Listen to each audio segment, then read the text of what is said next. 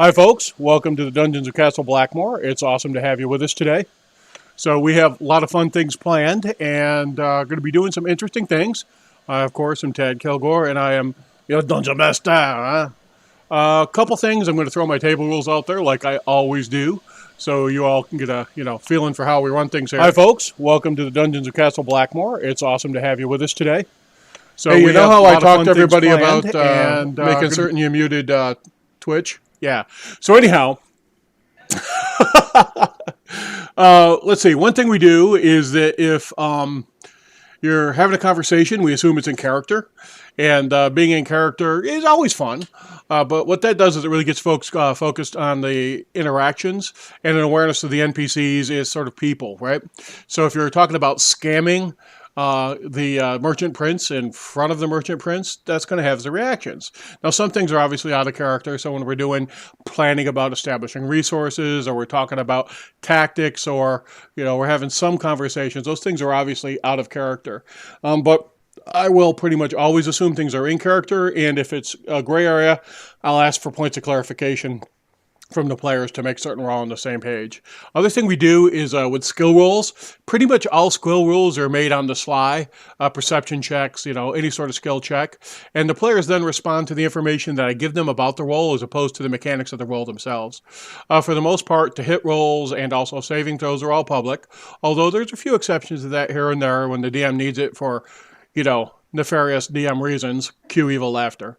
But other than that, pretty much those are straight up. Finally, just one thing I want to add is October 1st was Dave Arneson Day. October 1st and 2nd actually were. And Dave Arneson Day is when we really have an opportunity to remember what Dave did for us and celebrate and play games and just reminisce a little bit. And what I guess we'll do real quick before we hop into the stream is talk a little bit about Dave. And I just was lucky to meet Dave when I was running a game at a convention, and he was running a table next to me. And he came over at the end of it, and I'd just been on. I got to run like a copper dragon. I was role played it with me, Bish Irish accent. And he sat down next to me, and I didn't know who Dave was. And we talked for about 15 minutes about the game. And he was very gracious. It's just this guy coming over to talk D&D with me. And we go back and forth for a bit, and we're talking about how to tell the story, how to pace the story, what you want to do to keep your players involved, how the rules are important and not important at the same time. Just a great and wonderful conversation. And I'm getting ready to go off and get dinner, and I'm like, man, I got 30 minutes till my next slot. I got to grab something to eat. He says, oh, it was a pleasure talking to you, Tad. I'm like, oh, by the way, what's your name? And he goes, well, I'm Dave Arneson. And I immediately fanboy. I'm like, oh my God, Dave! And he said, you did a great job running that. That was great to watch. I enjoyed having you next to me at the table. Here's my card.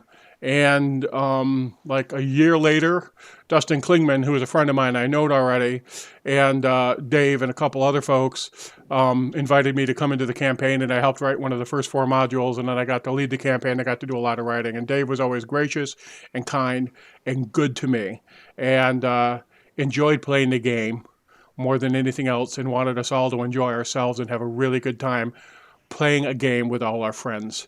And that's what D&D was to him, and that's what D&D is always going to be to me too. So that being said, Jen, anything you'd like to add?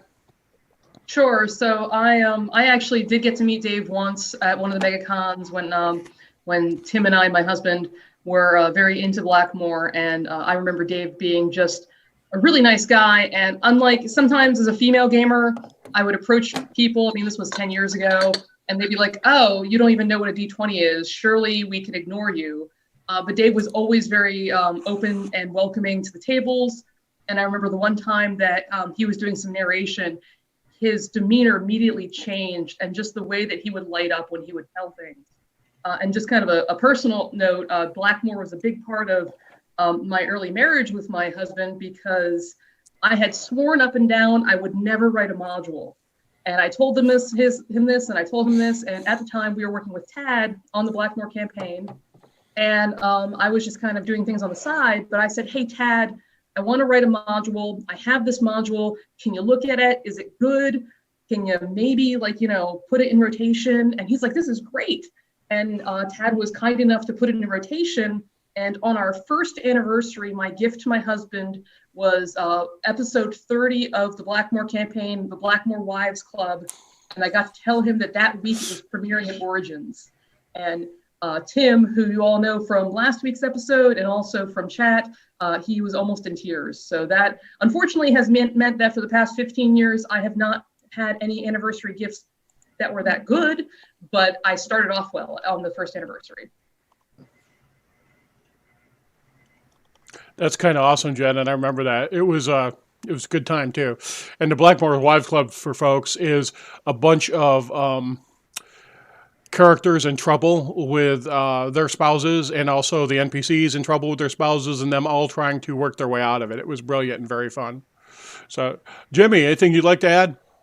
So, Well, I never met Dave Arneson, but and so I'm not a member of the cult of Dave. You know, but everybody speaks so highly of him. You would think he could walk on water. He was kind of like a Nikola Tesla of D&D. You know, didn't get the respect that he deserved, but hopefully we can change some of that.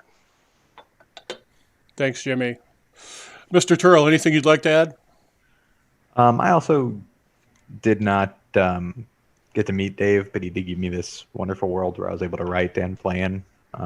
So, I mean, I think it's important that we honor all the founders of these RPGs that we play in. I mean, without their initiative and their imagination, we wouldn't be playing the games that we're playing today. And I think it's important that we don't forget these guys. They made a genre that was not popular at the time on the forefront of a lot of pop culture today. And I think without them, we wouldn't see a lot of the things we have in media that we do see today. And it's important that we remember them. Absolutely. Absolutely. PJ, anything you'd like to bring? I only met him for like 2 or 3 minutes at a convention, but it was near the end, and I was stuck writing, I think, like 4 mods at once at the back end of Blackmoor. And I just asked him a question. I was like, hey, I know that you technically have time travel in the Come Back In, right? But I'm like, but how big of a dick move is it if the entire campaign is just 1 episode? And he kind of like laughed, and he's like, why? I mean, it could just be another one of those doors down there, right? And so the very last episode kind of spits you back out. And I remember the first people who went through it were like, wait, so is that canon or not? And I think that was the most fun that I had with that, getting to see that at the end. Because he was that kind of answer. I like those kind of twisted answers where it's like, yeah, why not? That's so right. that's yeah, and that's what I saw from a lot of his stuff in the original books that carried through to the people who worked on the D20 stuff. You could see that thread of they took what was there, they built upon it, then they built on the next step. And so getting to do that was a lot of fun. And there's a lot of stuff in there and a lot of different ways you can spin it. So like Matt said, have fun with it, what they got, because it's in the same setting and everyone's is a little different. It's like the multiverse. You keep adding on to it, it's all gravy. All right. With that, I think, let's get to it then. All right. So last week when we got together, we had interesting episode. So you all had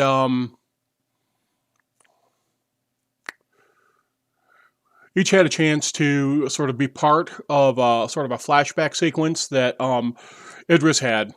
And where we are right now is you had all been at the comeback end the night before, and you'd chosen to stay at the comeback end. And you heard Idris waking up screaming, and people poured into his room and talked to him, and you began to sort the pieces of what you had seen, sort through the pieces of what you had experienced in that sort of flashback, sort of that dream sequence. And point of clarification, we did not listen to Idris screaming because we don't care that much. He came around to each of our rooms banging on the damn door. Was that what it was? Okay. So Idris came and woke you all up, and then you guys sat down and you started to talk through it. So I think where we are right now is we're still in Arwen Morwen's room, and you were gathered around a table, and you were in the process of figuring out exactly what you were going to do next and what sort of decisions you were going to make as a relationship to that data, and really just sort of figuring out what comes next for all of you. So, what would we like to do?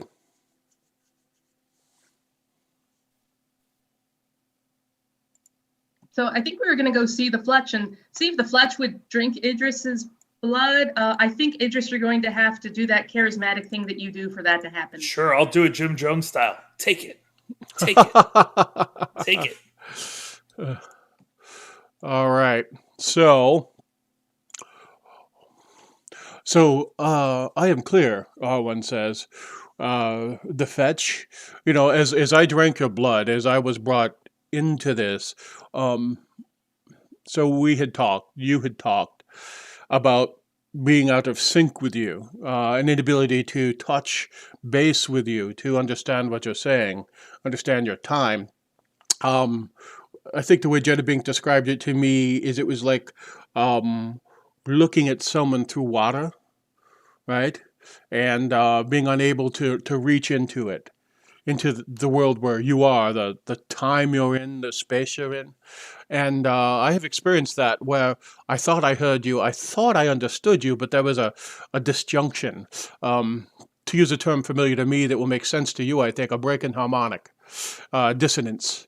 And now I do not experience that. I hear you clearly, I see you clearly, I am grounded on and with you in a way that I wasn't before.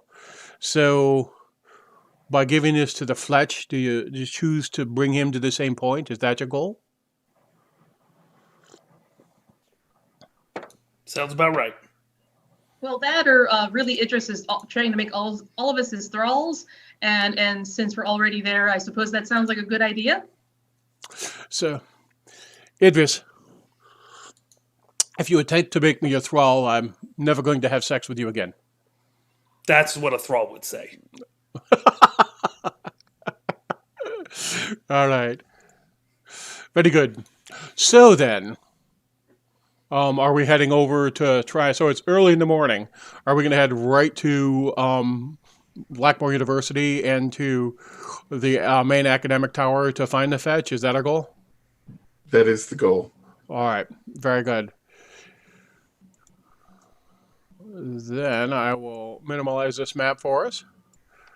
And all right, let's sort of drive down a little bit into the Blackmoor City map.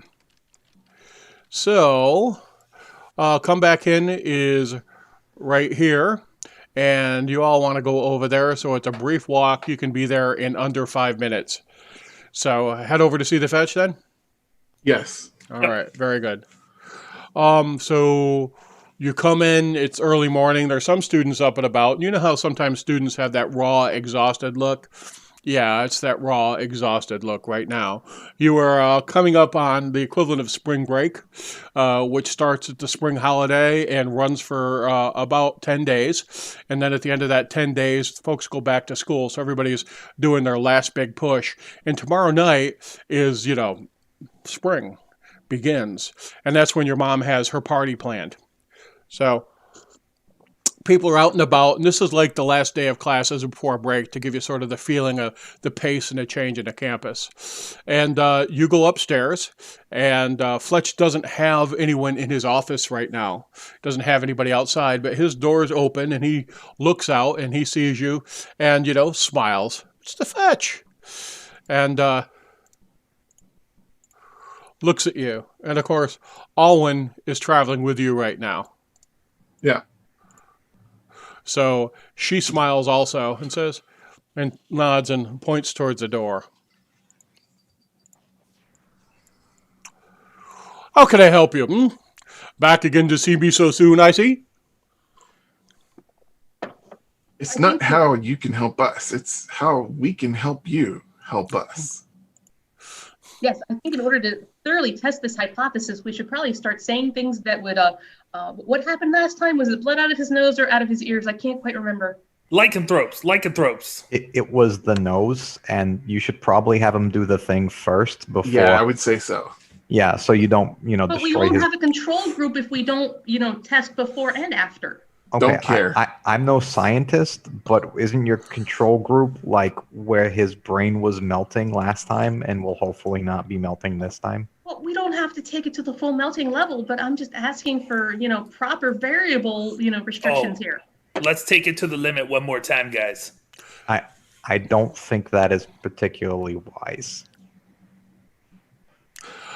Did you catch any of that, Fletch? Let me see if I can recap in sequence. So, Genebink, you have something you'd like to do with me, and you're attempting to establish a formal structure in such a way that it's safe for me and you extract the most information. Is that correct? Oh, not necessarily. The safety part is kind of secondary to testing of the hypothesis properly. I understand. Penny, if I were to shift into, and he drops into Thieves' Cant, shut the fuck up and cooperate, old man. Is that, in effect, your intention? No, my intention is that they don't melt your brain again, because while you probably don't have recollection of any of this, you were like starting to not have mental capacities and bleeding out of your orifices and stuff. So hold it.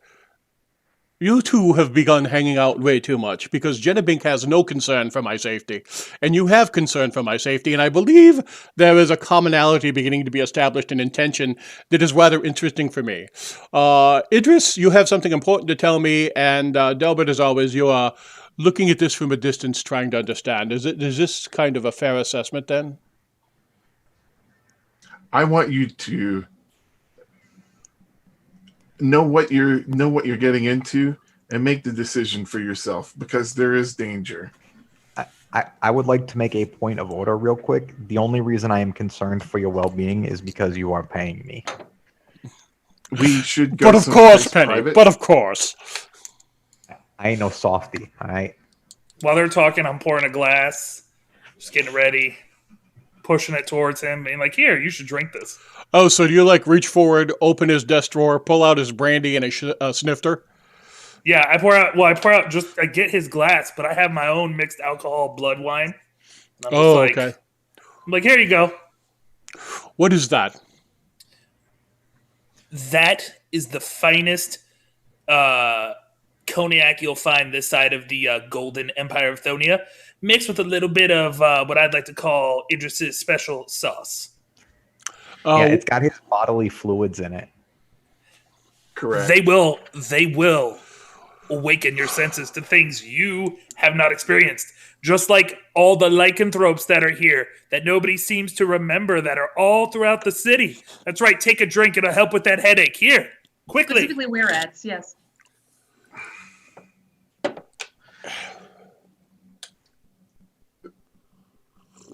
That's right. Drink it all. There is some danger involved, but we feel that it's important for you to grasp the full picture. It has a nice irony smell.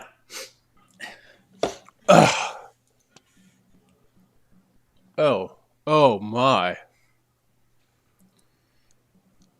That's why we call it wake up juice. I see. I see. So there had been a planar disjunction. You were the localized effect. I was being held away from it, and now I can perceive from your point temporally. Exactly. Do we know what the duration of this effect would be? No idea.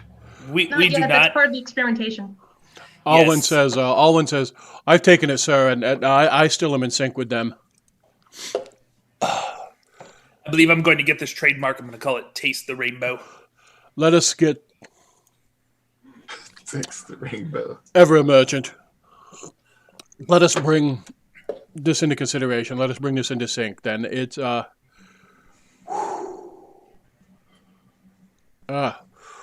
that's rather invigorating. Are there any material Did differences you get the between? vision? No. I occasionally your voices echo, they blur. It's hard for me to focus. I have known that people who descend into the dungeons of Castle Blackmoor, some have a very minor effect where they seem to be out of sync with us, and some have a very profound effect. And yours has been the most intense that I have documented as an observer from the outside. And I knew that would be disruptive for me. That would be it would be hard for me to stay in contact with you and support you in the way that I would. And I have vague Almost died a recollection. couple of times. I understand. What? Describe to me what happened, Delbert. Jennifer, Idris, please, Penny. Um, Do you recall the were-rat situation? Yes, there's were-rats in the city. Yes, last time we told you about the were-rats, you very nearly had an aneurysm. All right.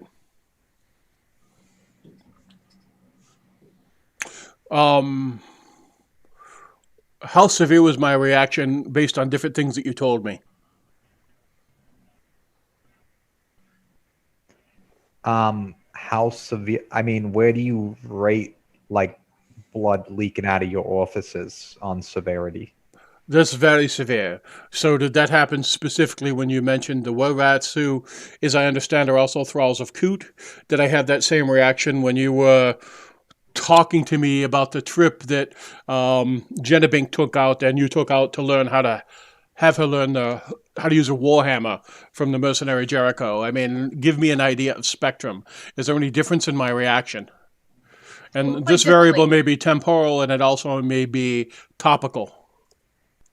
So most of the reaction that you had that was negative and resulting in a near aneurysm was related to us talking to you about the were-rats. And as a matter of fact, at one point, Delbert conversed with Quickfoot and was providing us names in Abyssal of specific were-rats that are in the dungeon. And you were confirming that those are agents in the city.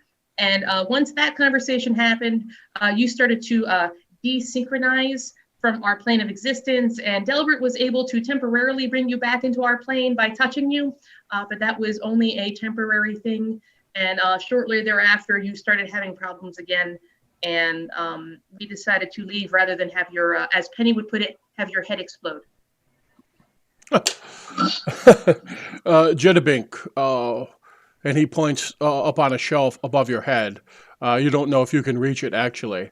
There's this big, thick book, and it's got this light tan leather around the outside, and you can see that it's stitched with some sort of hide. You're not quite certain. Go ahead and make a knowledge nature roll.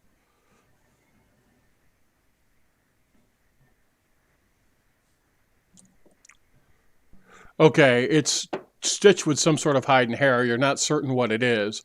All right. But scribed on the back of it in Draconic. Do you speak Draconic? Don't. All right. You'd recognize it as Draconic. There's language on Draconic, and he goes, that text there, that one, talks about at length about the interaction of the planes and how time can be disjunctive. It's a text put together by the priests of Chamber, as that god is the wayward child of Encelagath and Sotha, plays at length with time and space and movements through them. I believe that may be of use to you. And who amongst you speaks or reads Draconic? I can totally read that book. I'm well versed in anything written. Is this a blessing of your relationship with the sword? Nope. It's just me doing things I couldn't do before. Very good. And I read the symbol, I say what the symbol is on there or whatever it is on the title. And I'm like, watch this. I open up the book and I'm like, I read the foreword. This is the dedication, So the title of it is Of Gateways and Passages. There you go. I'm like, it says of gateways and passages. I'm assuming it has to do with traveling great distances and things of that nature, Is it written at a level that, for instance, a 10-year-old Thonian could read it? I pick it up and I do you know how you do the flip through like this real fast? Just and it probably looks like a textbook and stuff. And I'm like, a well-educated Thonian of 10 years old. I'm sure it'll be fine. Absolutely fine. Jedabink, you may have inspiration for that fine moment. Idris, you never cease to surprise. The written word is critical. I agree. Totally. I just never thought you would. How is it that Idris is like smarter than both you right now? I believe it's arcane Vexing, science. isn't it?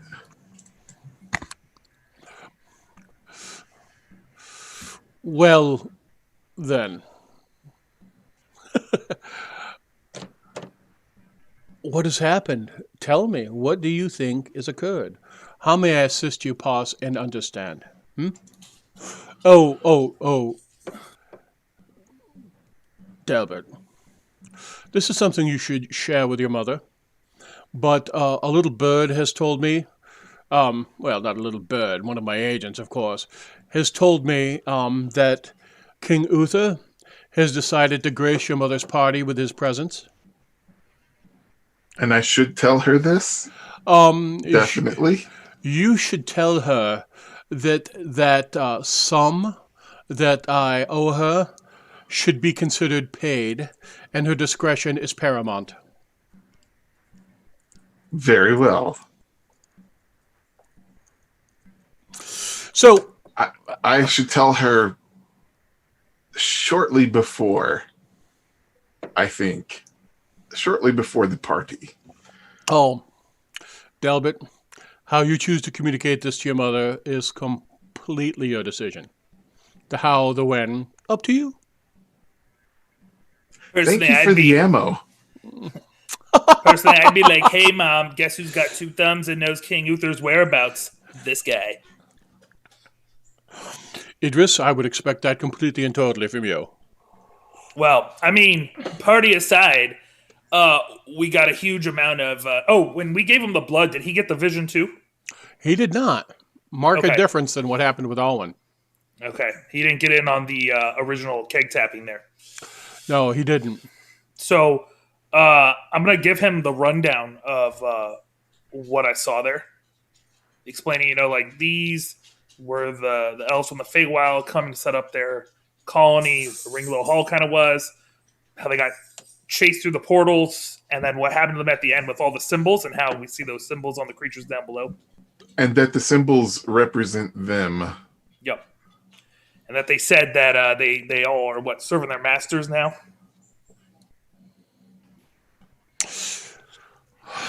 What I will do is I will reach out to my colleagues in Ringlow Hall, let them know what you've encountered and see what information the elves can share, because what you describe, and they may want to speak to you at length, what you describe is the Arthim, Elfland, if we translate into Thonian.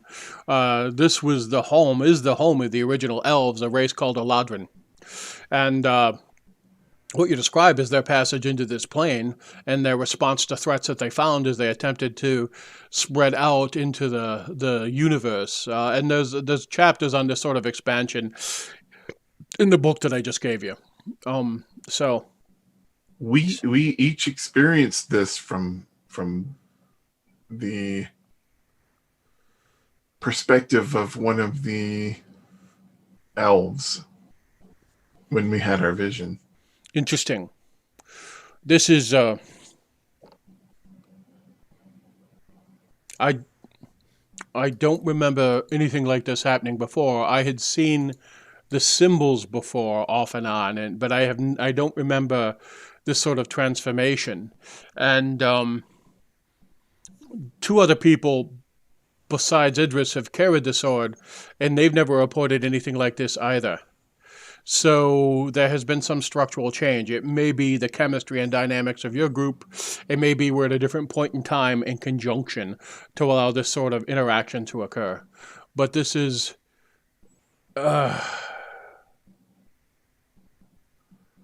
This is Are this you is how are you starting to? Is he starting to look like he's he's sweating a little bit. de-syncing? Yeah, and he says yes. As a matter of fact, you're fairly. Go ahead and make a Arcana check for me, real quick.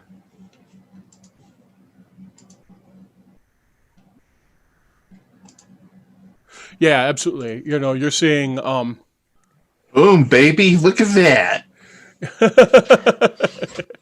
uh, always make your I am checks on in the. top of this shit. Yes, but you're supposed to make your skill checks in the tower, punk. Well, I'll give you okay. a Oh, roll. you broke the Jeopardy rules. That's right. Well, I will keep the roll, but between you and it's amazing when I see stereo 20s drop. By the way, between you and Jedabink, you are absolutely certain that he's starting to manifest the same sort of symptoms, right? It's just they're slower. So he broke out in a sweat. He got white and he started bleeding from his nose. He's getting a little disoriented and he's starting to break out in a sweat now. And he goes, Always still not having a problem? "I'm starting to slip." But you need more of like his blood or something, because I can get that out of him right now. And Alwyn's okay, though?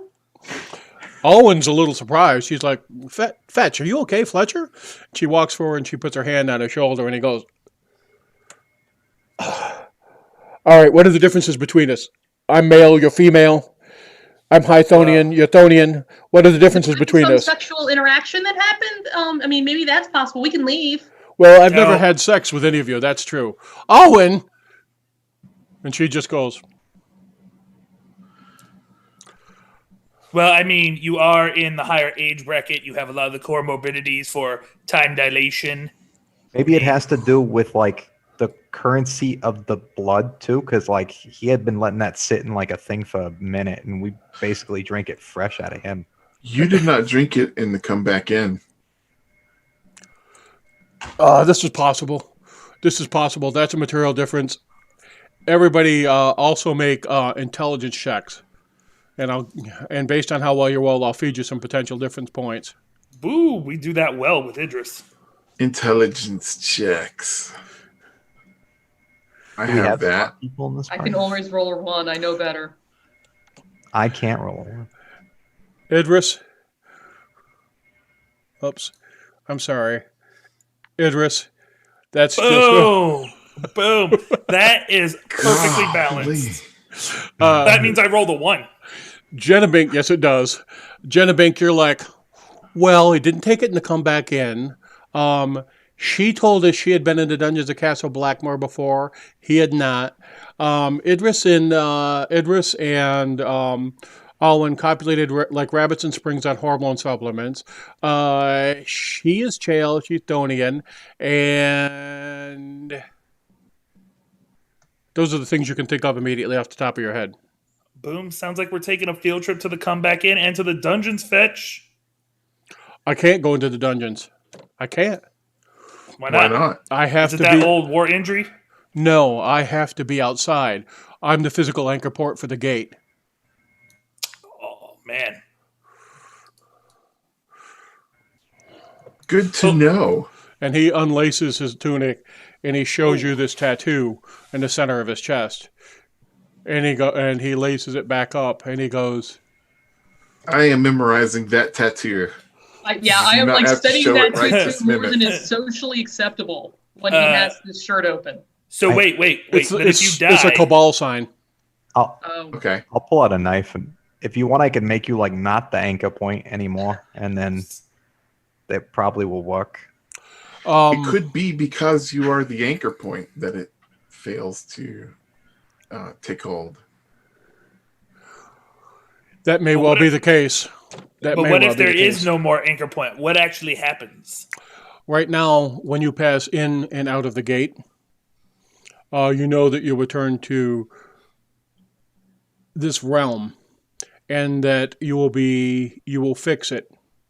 Fix, as in fixed point.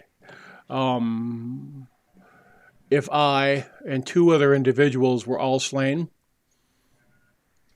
what you emerged into might bear no relationship to what you had passed from. But we've already jumped realms. You are always in Blackmoor in one permutation of this timeline. Oh, so you're saying we just come back to Blackmoor, not our Blackmoor. Correct. And this Blackmoor is your Blackmoor always, with slight variation based on how we remember. And what I think we are trying to do, although we are uncertain, is focus Blackmoor again, unify the world, bring everything into synchronicity and sync again. I'll pull out a handkerchief and hand it to him. You've got a little bit of blood seeping out of your nose there. So if all three enterprises focus their tachyon beams at a single point. Well, that hasn't happened since I went to Two Coins Tavern with your mother. Oh, Has Jessup had any success? None that she's communicated back to me at this point. There's only been about a day and a half. Okay. So what wasn't what's her name supposed to get us a weapon? Oh yeah, she was supposed to get a mace or something for. oh yeah. She got a +1 warhammer for Me. yeah. So Yeah. consider that delivered this morning if it hadn't been already. Fantastic, and I That would was have, what I was. Yeah. Thank you. So Penny also has her +1 short bow. Yeah. Yeah. So now we're all +1 up. So he kicks back and he holds his hand back up against his nose and he is starting to bleed and he's like,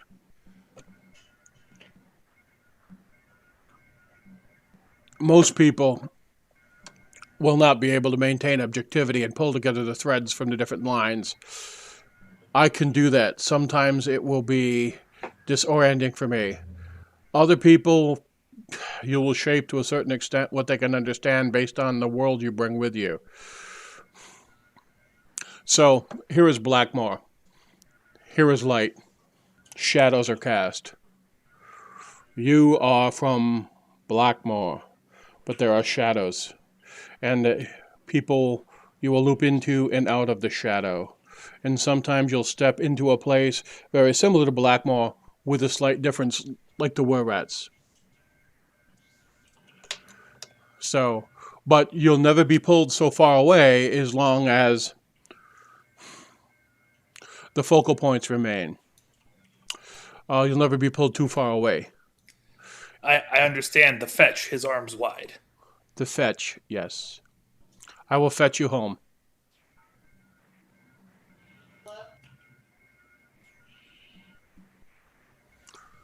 Are you keeping the other anchor points secret from us?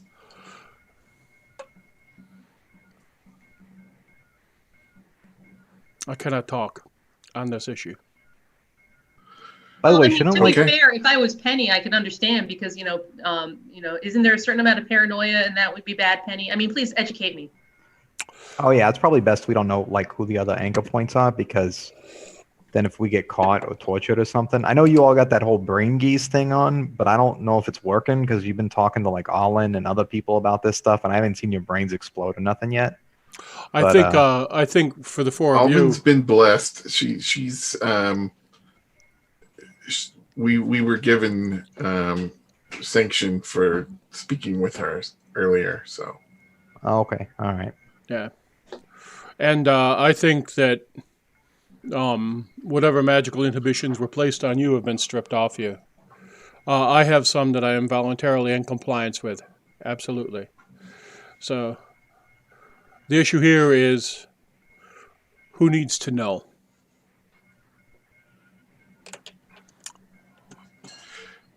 And my concern is that as if these people are disposed of while we are traveling, then we're lost. We will be spinning further out into the multiverse. Well, and we're all under a geese, right? This is Castle Blackmoor related, right? I mean, nobody can talk about it. This is correct. You can talk to me. I mean, I could talk about it. I ain't gonna though. I just want to let you know. I think at I'm this happy point, with knowing. I'm happy with knowing from you that all 3 anchor points are intact. they are. So as long as you can confirm that when we ask you, I'll be happy with that. Yeah. Plus, us knowing who they are ain't really gonna make a difference if we're in the castle and they all get whacked. We're still screwed either way. Nothing we can do about it. What you may do, True. when you exit the dungeons is you may ask the gatekeeper and ask him in Chael, if you speak Chael, I do. ask him in Chael if But the you knew this. not everyone does. Ask him in Chael this: do the seals still hold? Will Okay. tomorrow's dawn be the same? And if you ask him that in that specific way, he will tell you if reality has been compromised or not. And if you do not see the gatekeeper when you step out, then you know things have changed and changed in dire ways.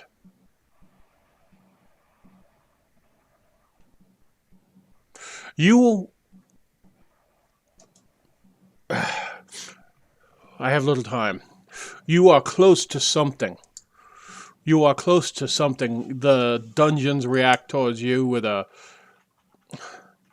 They treating you like a threat. I think, or maybe the egg is. I. Would you like some tea? It's so good to see you this morning. Oh, I think he's skipping. Yeah, I think it's probably best if we go or something.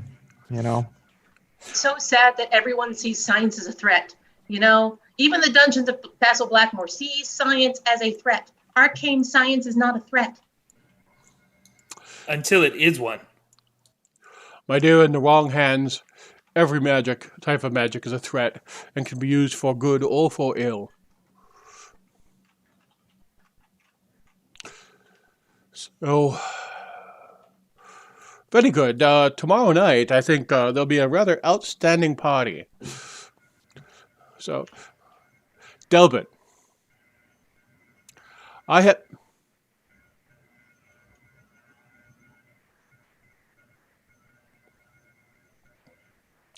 Have I shared a secret with you this morning? You have not. Oh, very Yes. good.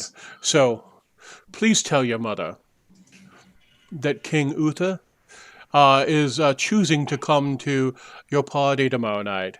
And would you also let her know that she should consider the debt that I owe her paid in full? Certainly. Very good. It was great seeing you again, Fletch. I hope your brain is good. I think we should probably leave before it's not good. All right, you guys sweep out, and Owen is, as she steps out the door, it's like a mask, a mask falling off. And she looks over at Edris and she goes,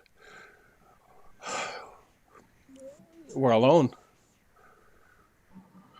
How can I help you? How can I help you?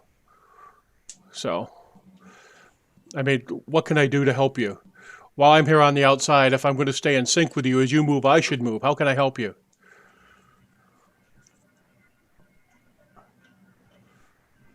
I turn and look at our leader, Delbert. I'm like, this one's for you, boss. Time to earn your keep. The things we need to know are the movements of the forces that the egg of Kut has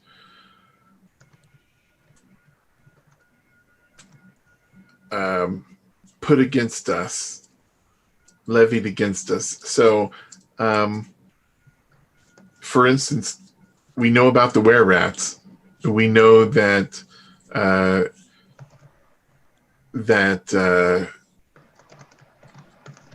there was the incident on the wharf. we don't know how they connect. There's chess pieces moving on the board, and we don't yet understand the gambit that is being played. She opens her belt purse and she pulls out her belt purse, and there's these two slim stones side by side, and she twists them and she slides them apart, and she hands one to Idris, and she rubs it and she says, "Idris, these are stones ascending. I know they won't work between you and me when you're inside the dungeons, but when you come out, call for me and I'll tell you all I know." That is perfect. Thank you. By accepting that stone, I think you're married now. Darling, I marry no one. I am alone in the world, and I set my own destiny. I will not be the property of some man. Yeah, as Idris get slowly him, starts to sister. cast ceremony in the background. You get him, sister. Basically, what I think Delbert's trying to say is, when like shit changes, you should probably tell us that, because that seems to be like the biggest thing. Is the world's changing in like drastic ways when we're inside that we don't really know because our brains are getting jumbled when we come out too. I With this whole understand. blood thing, it won't. I understand. If and this is different. Based on when I was in the dungeons, we had no fixed point. The disjunction was not as great as yours experiencing now. So I will be able to see with your eyes and process the world as you would have it processed while I'm on the outside. So I will be aware. And when you step back in, I will have to see, but it'll be my opportunity, my ability to speak to you clearly about how things have shifted, I think, and what has moved on the ground while you've been gone. Yes? Yes. So she just sort of rubs her forehead. She's a little disconcerted. So what would you all like to do now? So right now I figure you're standing in his office with the door to his office closed, having this conversation, and the buildings are emptying out. It's break. Do we want to figure out like what was going on with the were-rats underneath? I mean, I know we found like one of their little bases of operation, but if they got nests and stuff, that could probably be bad, especially if they're being controlled by old Blue Eyes. Gotta go check out that grate. Well, I guess there's two different avenues that we could pursue. One is the were-rats, and the other one is going back into the dungeon. One is completely us just beating the crap out of something and not conducive to my research, and the other one is very interesting and has lots of research and white paper possibilities. Sounds like it's the were-rats. It is the were-rats. I've given a promise. I've given my oath that I will attend this party. Speaking of which, I need to find Jessup. All right.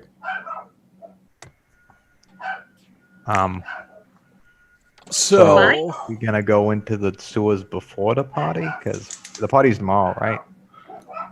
It is. As long as we don't stay down there too long, we should be okay. I mean, I'm not trying to stay down there more than 24 hours. Are you? I think that would be unwise. Do you have a dress, Penny? I remember that was a conversation previously. Is that I that don't you wear need a dress? dresses. Yeah, I don't wear dresses. I found one that has pockets for you. I think it would look lovely. When is the next full moon? Tomorrow night. no, Tomorrow night on the No, you- equinox. Surprisingly. you got Bum, about 5 days. Okay. Yeah. So, although tomorrow night would have been awesome, but I didn't do that. I All think, yeah, we need to prepare for the party, also known as the ambush. Well, I mean, it is a valid point that, first of all, whatever outfits we're wearing definitely need pockets and ways to hide various things. I know what I am doing with catapult because clearly a feline construct may be intimidating to some. So I will be working on that later tonight. However, I probably need some kind of outfit that is party worthy, especially because the king will be there. Not that that has anything to do with my research, but Penny, maybe you can help me figure out how to hide weapons. Can you hide a hammer somewhere? I mean, smaller Somebody blades. just got inspiration. Smaller blades are usually like a lot easier to hide, but I mean, we could probably work something out with a hammer. I'm like,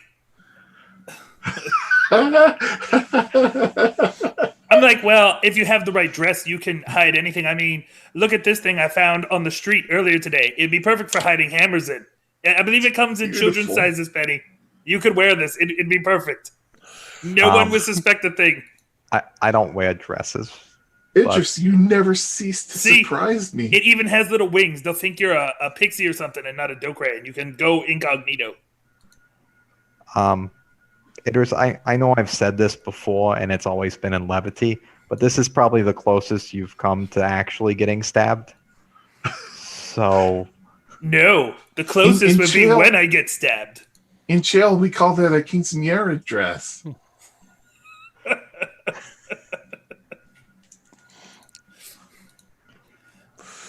I'm probably going to be just happy that I don't speak shale.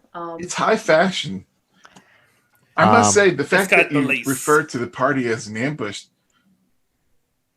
indicates that you're starting to understand Hythonian politics, and that's useful. You should be proud of yourself. All social interactions are potential ambushes. Well, yes, Indeed. I've known that forever. Social interactions are horrible, typically. So, do you guys want to go to Zinx now, or Why are we going to Zinx? Because isn't that that's where the the hole were is rats. for the were rats and stuff?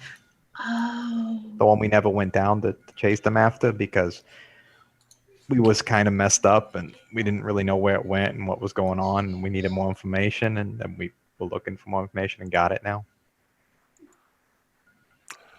Bingo. So, for expedience sake, Jessups comes up the stairs and she says, "Oh, I had to chase you all over. I went to the inn originally." And she takes this wax paper wrapped hammer and she hands it over to Jenna Bink.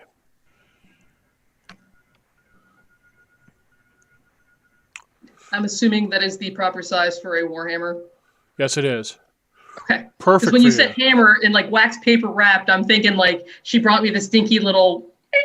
Oh, no. kind of thing. It's, She brought you a rock hammer. you know, when I hold it out like expands this. with the command word. Okay. All right. Yeah, she held it out here like that. She goes, Oh, this is excellent.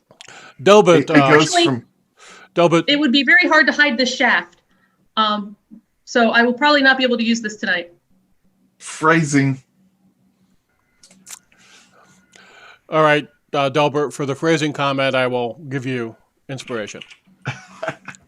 All right, Delbert, Caleb is your boy servant, your mother's boy servant. Caleb is waiting for you over at the comeback inn. He seems to be at a bit of a tissy.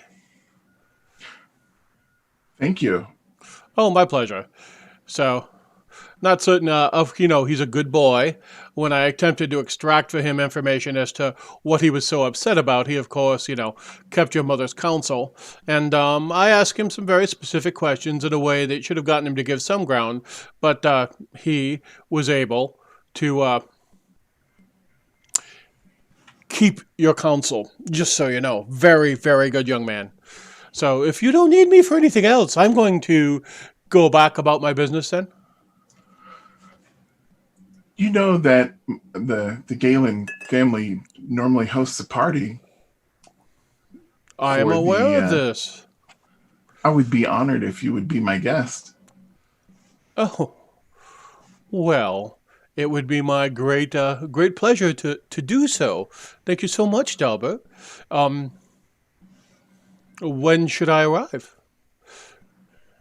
And I don't know exactly, but Delbert would. yes, so when she asks you that question, she's laying out layers, all right? If she is a friend of the family, all right, she should arrive at little bit after sunset. All right. If she is formally your date, you would send a carriage and bring her there for drinks and aperitif about an hour before sunset. Or sunset, I said. So she'd be coming with everyone else after sunset, or you would have her fetched or come get her yourself about an hour before sunset, so she got to hang out with the family and have drinks for a little bit. Okay. So she's trying to find out, so is this really a date, or are you being polite, is what she's asking you. It's really a date, so I will say I will send a carriage for you at about an hour and a half before sunrise or sunset. Insight check, please. Okay. Well, Penny, while everyone's doubling up, you should bring that nice man Donner to the party. Wait, do we have to bring someone? No, you don't have to bring you don't have anybody. to. You can bring your mom. So No, I wanted I'm not to. bringing my mother. That is just... You've seen your mom do this. You've seen your dad do this. You've seen Idris do this. You've never seen Jedabink do it ever. She is in complete and total emotional containment. There's a brief flare of her being excited, and then she reins herself in and she goes, Thank you, Sir Galen. It'd be my great and abiding pleasure to see you this evening. And she crosses her hand and she goes right into, she is a Thonian addressing a High Thonian, and she's very polite. And she thanks you and she smiles, curtsies, and heads back down the stairs away from you. Awesome. Do you worry that she might be too poor for like your mom and family to like her?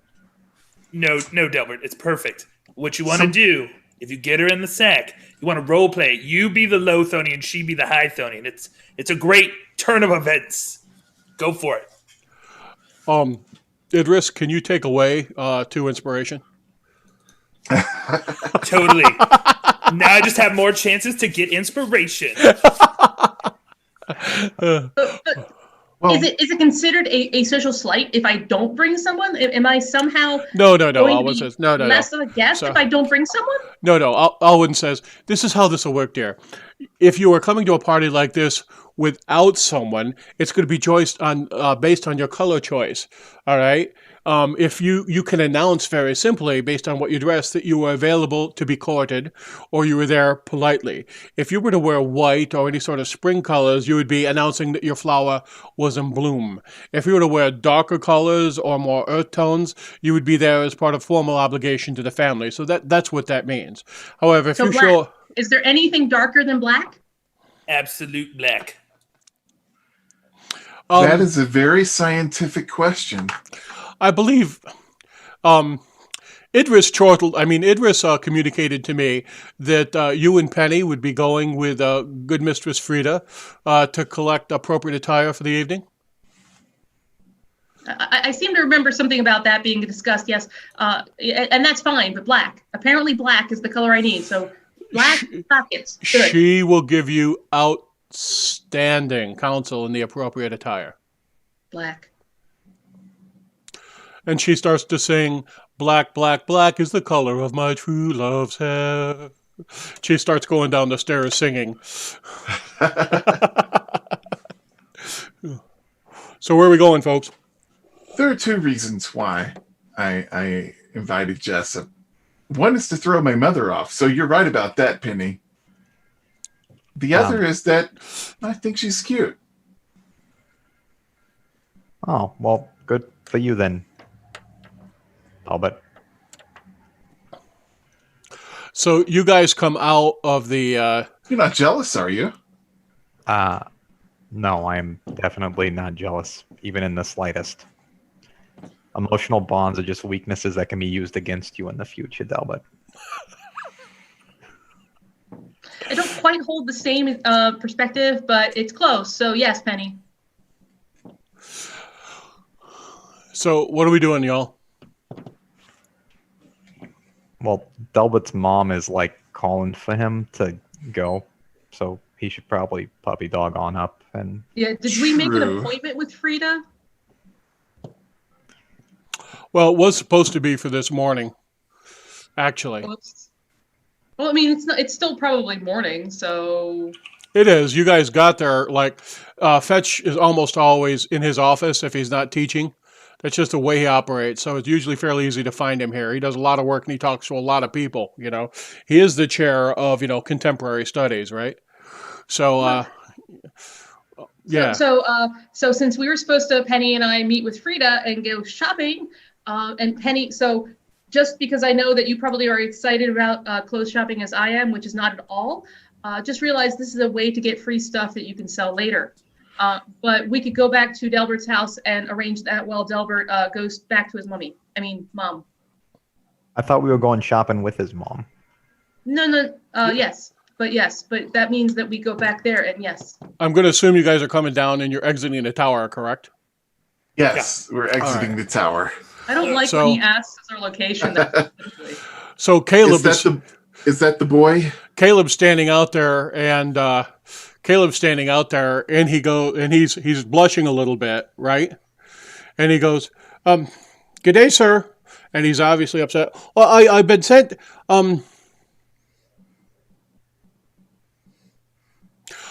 Spit it out. So I thought I was being very discreet and following the good lady friend of yours because she seemed to know where you were, the way she was acting. She came in with a big package, and I heard her ask for you, and then she went out, so I tried, and she talked to me a little bit, so I tried to follow, and I thought I was all sneaky and stuff. But when she came out, she walked around the side of the building where I was standing up against the wall where the bushes are, and she patted me on the head and said you'd be out in about 3 minutes. So I'm a little embarrassed by that, sir. So, your mom's coached me good, but I'm not as sneaky as I thought I'd be. Well, fortunately, this time, kid, it didn't get you killed. Correct. So, yeah. Penny, well, all right. Discretion is the better part of valor. Mr. Delbert, your mother requests your presence this morning for breakfast and conversation prior to embarking on her shopping expedition with good Mistress Jedabink and good Mistress Penny. There is a carriage waiting for you to come back in. Very well, thank you. You mean you followed us all this way and you couldn't have arranged for the carriage to pick us up here? Would you like me to go get it, ma'am? I'm sorry. I'm trying to follow the logic here. Is there some kind of social stricture that says we have to walk back to the come back in? Listen, I barely could sneak myself with her. I couldn't sneak me and the carriage. Yeah, stop being so short with him. I think these height jokes are starting to get a little old now, Idris.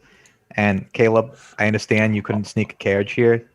We do not blame you for your failure at the job. That is fine. Yeah, it wasn't about your incompetency. It was simply about He's not incompetent. He's just inept. He hasn't been trained right yet. He's not incompetent. Oh yeah, they're definitely backhanding complimenting you on that one, my boy. So, thank you. Do you want me to go get the carriage? I can be there and back quick if you want me to. No, we can just follow you. All right. Yeah, well, I mean, it's pretty easy to do, Caleb. People. Yeah. Alwyn Wow. Alwyn says quick and shale under her breath. Idris, stop being so small. I take in a really big breath and puff myself up, and I'm like, I'm not so small now. All right, so we go and we get the carriage and we go to the Galen household, correct? Yeah. Excellent. All right, so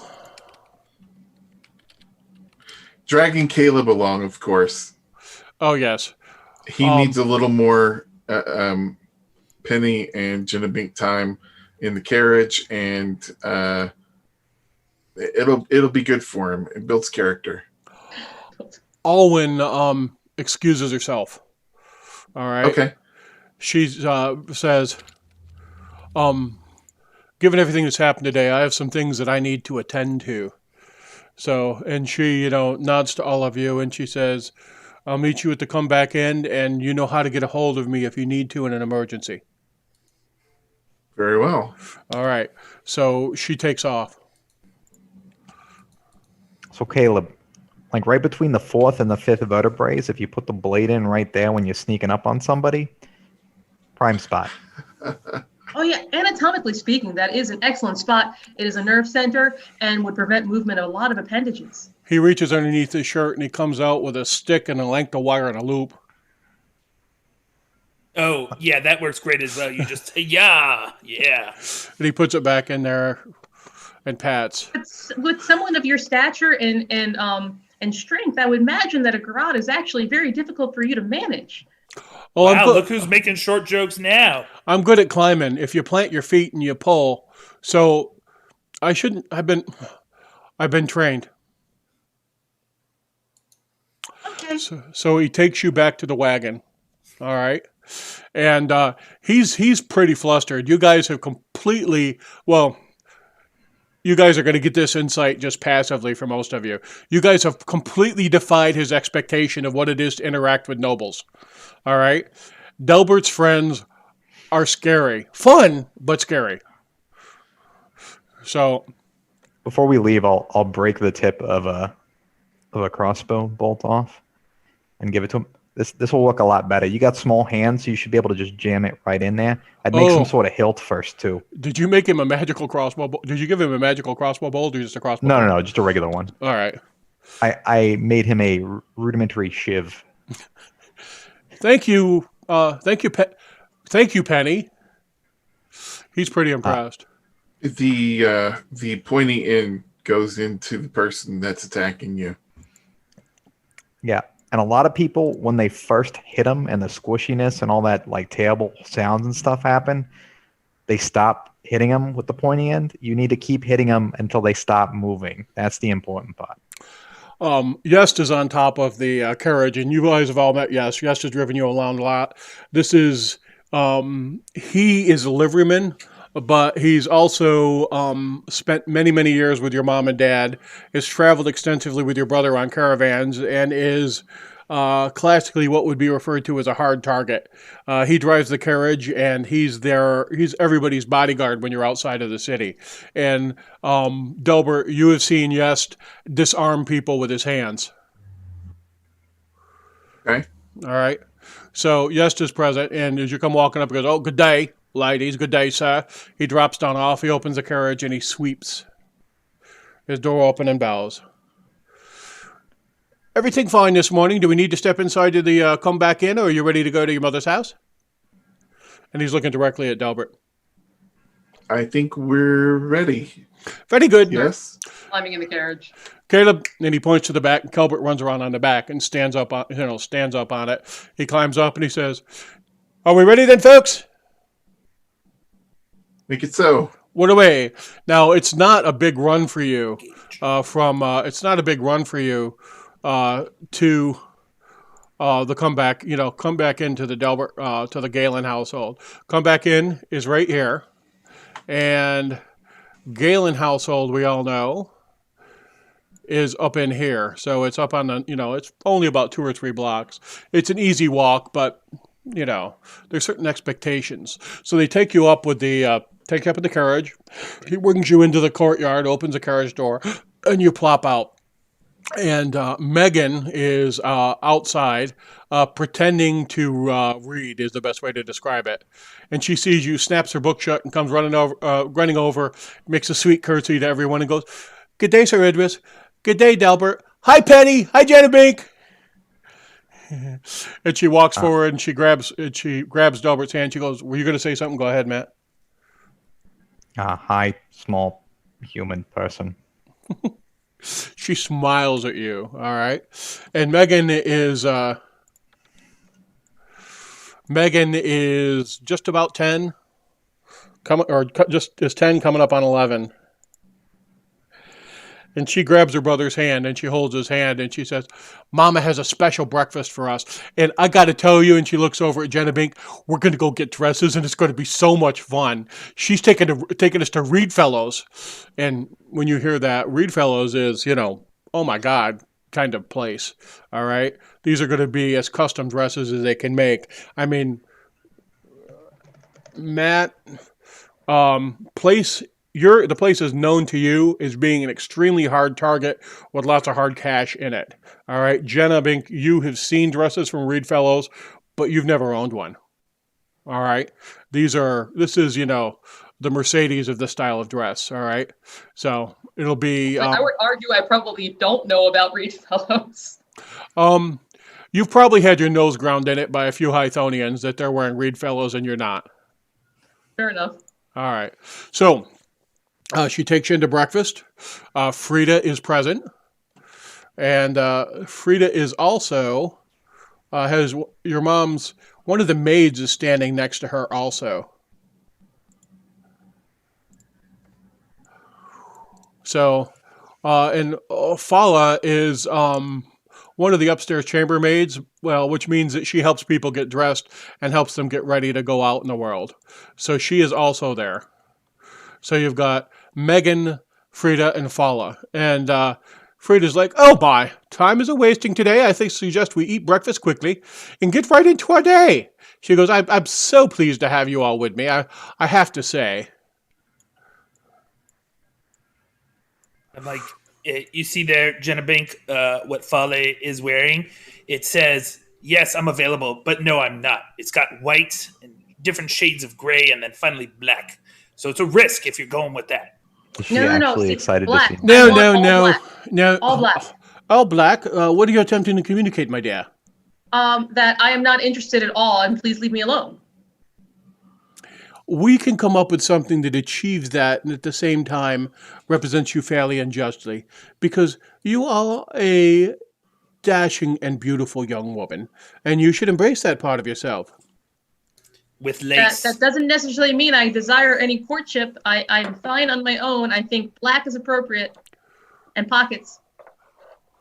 Trust me, I will help you say that you are not available because no one is worthy, as opposed to I'm not available because I'm scared of contact.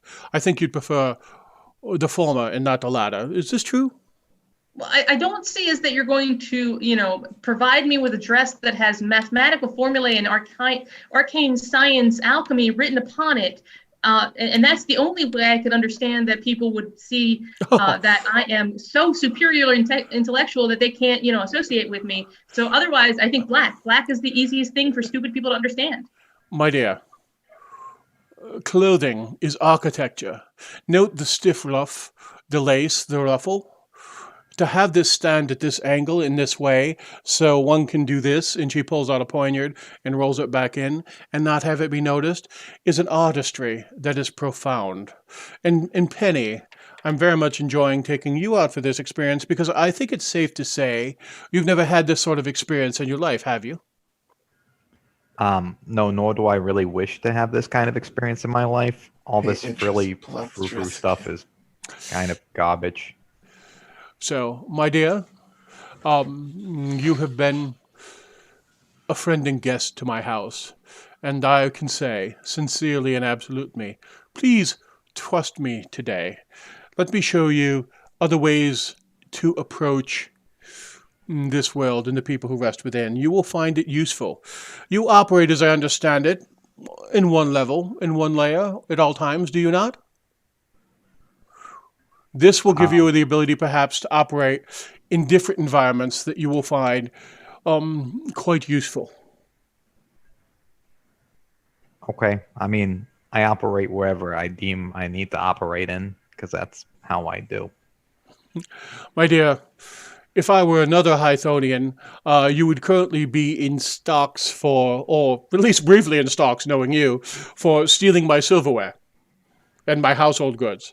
But because I have an appreciation for your disposition, and I understand your mindset, you are here with me, and I present other opportunities to you.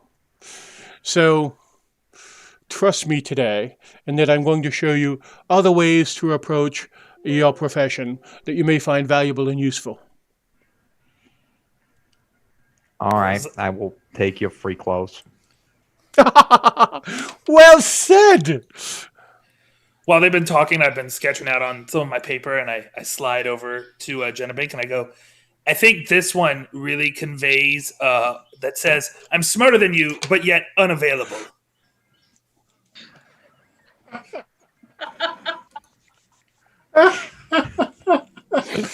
Am I good? My dear, you're not wearing that. I mean, I agree. it's got pockets on both sides. I drew pockets, so it's good to go. No. For the first time, I completely agree with you. I am no. So how soon can we get rid of the boys? Let's have a quick breakfast and then we'll go. And you guys have eaten at the Galen household before, right? There is whatever you want, all right? And they've started to learn what everybody likes. So Delbert likes a little bit of eggs, some sweet bread, some really strong tea, and they have him set right up with some cheese on the side. Megan likes oatmeal, and she likes oatmeal with raisins thrown in it, and honey, and she's doing that. And Delbert gets wham. Eggs, bacon, bang. Then there's all sorts of things for you. So you can eat whatever you want and it lines up. There's cider available, there's water available, there's all sorts of teas, anything that you want. So And he gets wooden spoons. So Penny does not get wooden spoons. Penny gets treated the same way all of you do. This knife here. This is pewter. This ain't silver anymore. Oh, that's pewter there. Yeah, I noticed. You guys are skimping. Actually, that is a point of combative importance. Will you have silverware at the party tonight? Oh, yes, we'll have the finest silver set. Fantastic. So, Penny, first thing we'll have to do is we'll have to requisition some of that. So, Idris and Delbert, Lord Grax will be present today with his 3 daughters. Humpty Dumpty and No. His 3 daughters. So it's I'm afraid I already have a guest that will be coming to the party. So well, that's completely acceptable, darling. You should make friends. But to leave excited, she's a poor. Like me. It just slowly backs away. I believe a deception check is in order, Penny. Why deception? Wait, it's pretty obvious. Oh, I thought you said she's a dwarf. All right, she said she's poor. I said she's a poor like me. Oh, well, that's very good. I think a deception check is in order. Oh no, she failed. Yeah. So, and Penny is probably just sitting at the breakfast table cleaning her underneath her fingernails with the knife. So free to give you a look like, oh, so it's on, dear. All right. She says, well, she's giving you a look pretty much like the one in the picture. Yeah, exactly. So she says, Alicia is his youngest daughter, and she is not as available. She has not even begun her rite of ascension.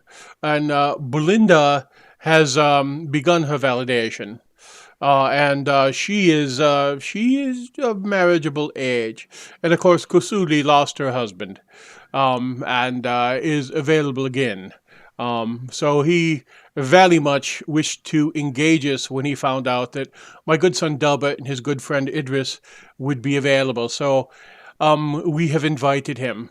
If you have other paramours that you are pursuing, I understand and I respect that. At the same time, be gracious to these young women. I'll be gracious. Of course. Right. Now, the Graxes is one of the secondary noble houses like yours. They can raise a cohort out of the city and out of the folks that work for them to support the army. So they're as plugged in as your family is. They're structural peers. Your mother is obviously playing politics, and this would be a traditional good match for you. And this is the first time her sweet young boy has totally surprised her in exactly this way. So you caught Mom flat-footed. All right, flat-footed. You've never seen Mom go, "What the fuck, Delbert?" in quite the way she just did. He's been slumming it too much with us. So, all right. So, Delbert, did you have like a surprise slumming to tell your mom or something that was told to us, or do you want to do that in private? Who's present? Foley, Megan, Frida. Uh, your sister, and her husband are down from Mouth specifically for this event. They're not at the table yet. Your dad's not here. Neither is your brother or his wife. So it's trusted servant, you guys, and your mother and sister. And your mother sees you looking around. Let me give her an insight check.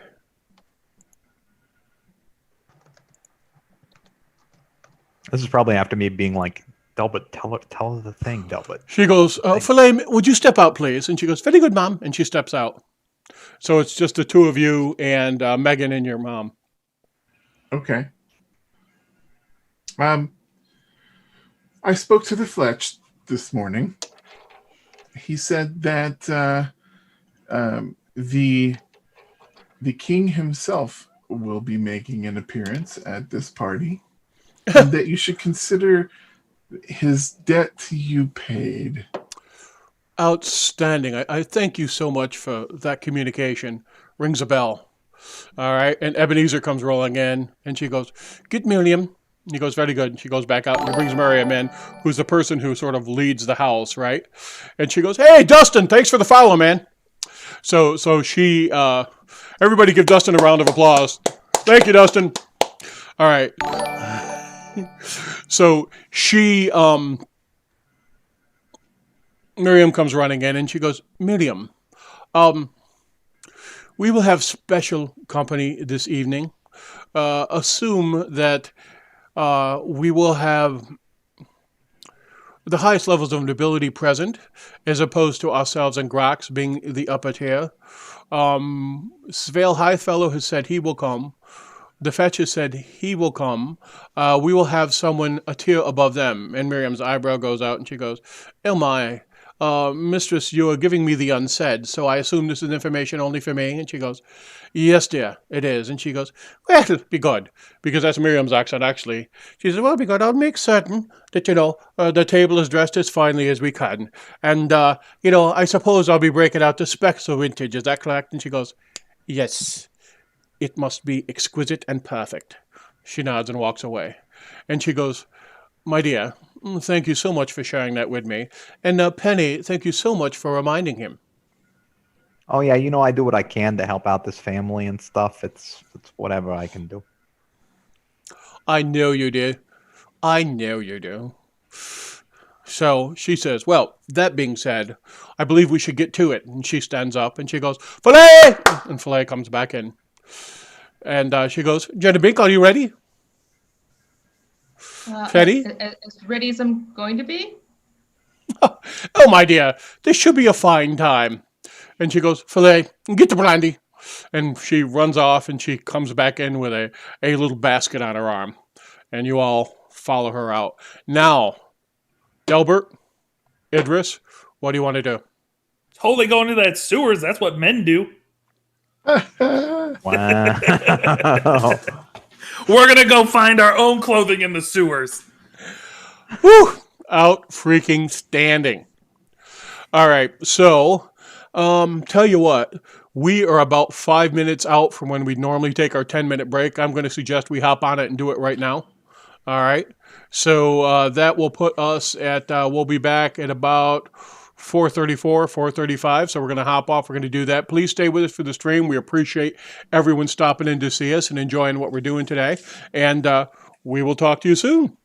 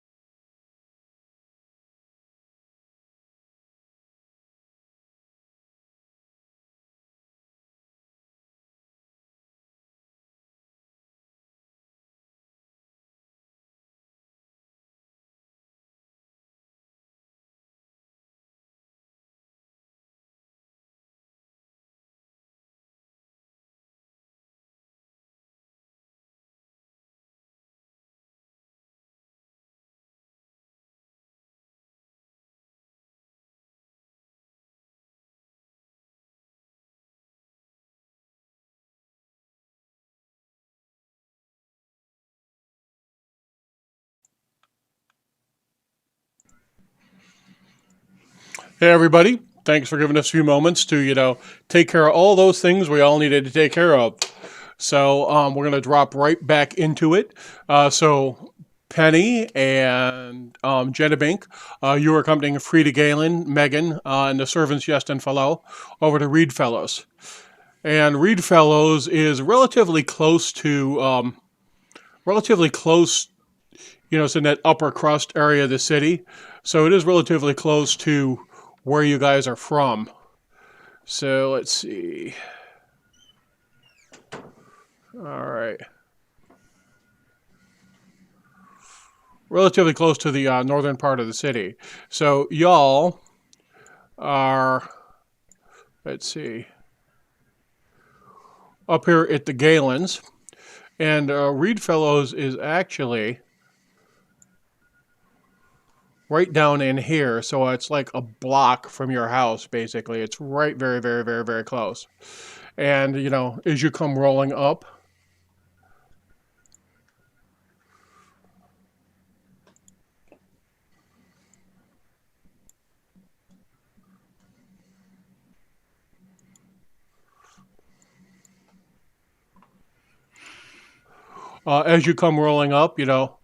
the sign over the door looks like that.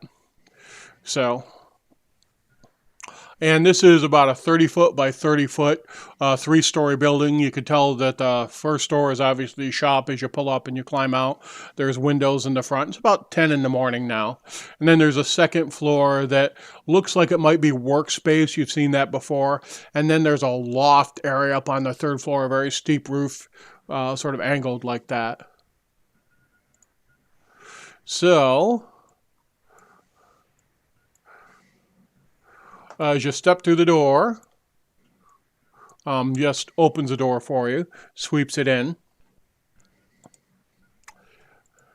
And this Havling woman comes sweeping forward towards you. And this is not Decry. This is very much a Havling. And she smiles at you. All right. She says, "Oh, it's always a pleasure to have the good folk from the Galen household present here. Such a pleasure." Oh, and she says in very fluent Decry, she switches over and she goes, "G'day, sister. May we never forget the South," directly to Penny, which is traditional greeting, remembering the suffering that Decry suffered underneath the Tholian Empire.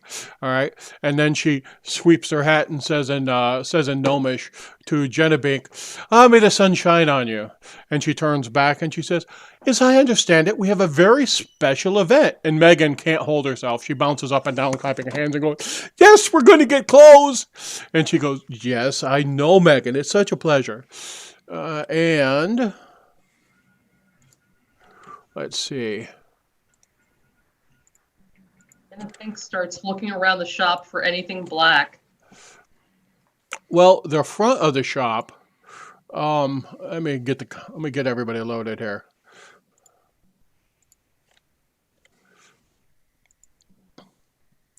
All right, so Yest is outside waiting by the door, and Robbie is standing right here, very, very excited to see you all.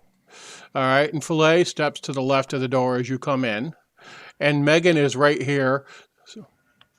And let's see. Where is Frida? Oh, and here is Frida. And, oops.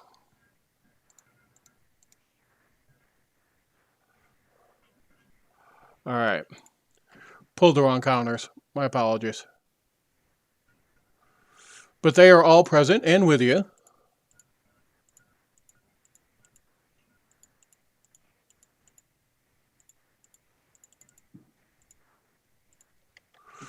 All right.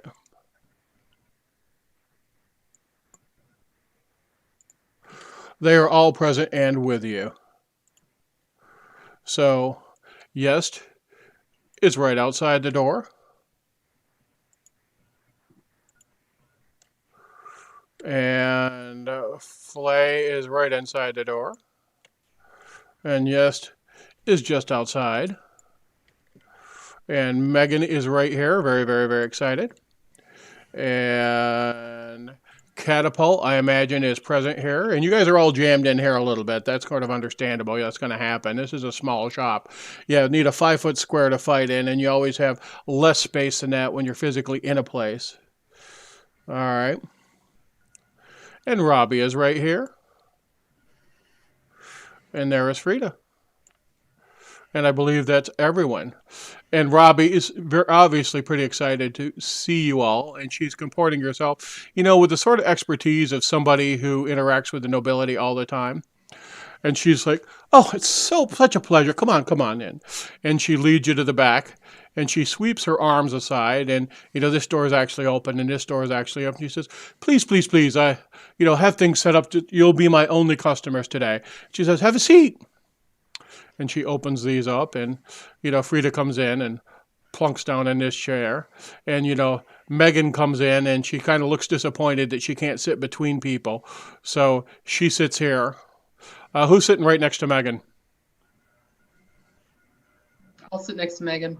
All That right. means you have to talk to her. Good luck with that. And that means Penny sitting next to Frida. Uh, And Penny doesn't want to sit.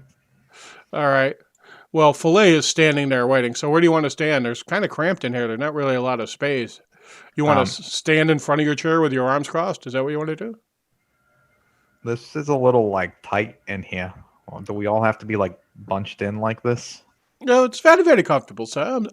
Madam, I'm sorry if I haven't been able to. Would you like me to move the screens back and move the tables back farther so it's a little bit more open for you? I mean, I try and have an intimate setup. So I really Yeah, try to. it's real intimate. Where if somebody came in here and tried to stab me, it'd be real intimate.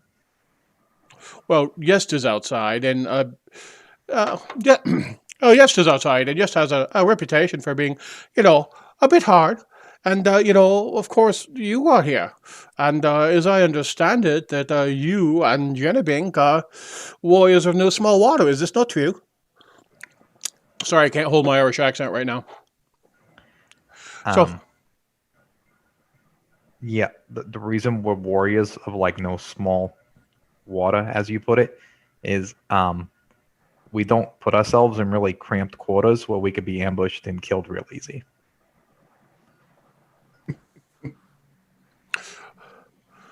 oh, yeah, because I got the doors locked. She says, "Well, I will have the doors locked."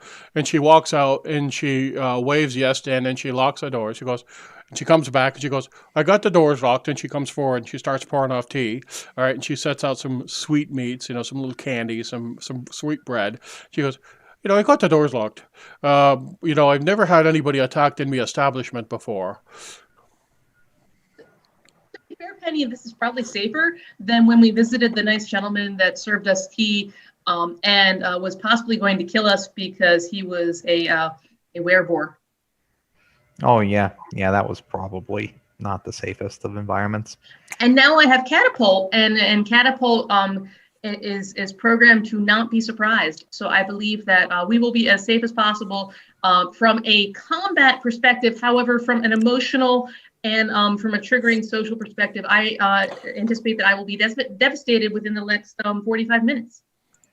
I also too anticipate that happening to you. And as for Catapult, I would like to say I appreciate your programming and respect it, but the last couple combat scenarios, as you call them, Catapult has ended up turning into a pile of scrap metal on the floor.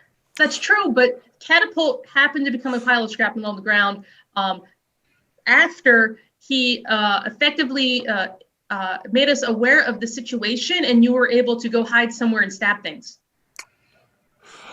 So Frida takes a cup of tea in a teacup, leans towards Penny, and she goes, "Sit, drink." And then Megan picks up a cup of tea and hands it over to Jennybink. Jennybink takes the tea. She'll drink the tea. I'll sit, but I'm not a tea drinker, and I'll put it down. Oh, is there a specific aperitif that you would like, milady? because I have brandies, I have wine, I have port, if that is your inclination. I have things a bit hotter. I also have a dark bean that is produced in the far, far south that you might also find useful. A very, very strong stimulant. You have to brew it as opposed to distill it in the same sort of way. So I got to get my accent straight. Give me a second here to focus. You have to brew it as opposed to, soak it and make tea out of it. So I've also got some dark bean you might like. Anything specific you'd like to drink, milady? No, I mainly just want to get this horrible social interaction over with in order so I can continue with my day of not being associated with people. Uh, Very good. We will. Very good. I'm going to try and make this as painless as I possibly can for you. I got a couple ideas of things that I think you'll like. So we'll see what we can do. Now, I've got a full day. I'm not going to be able to make any of you folks anything cut from full cloth. I just don't have time for that. But the things that I do have in stock, I can make alterations to so they fit you well. And the biggest challenge I have is things in your specific size. I don't have as broad of a palette of things to offer you as I possibly could. And she points over to her left. She goes, that rack over there is for the full size folks.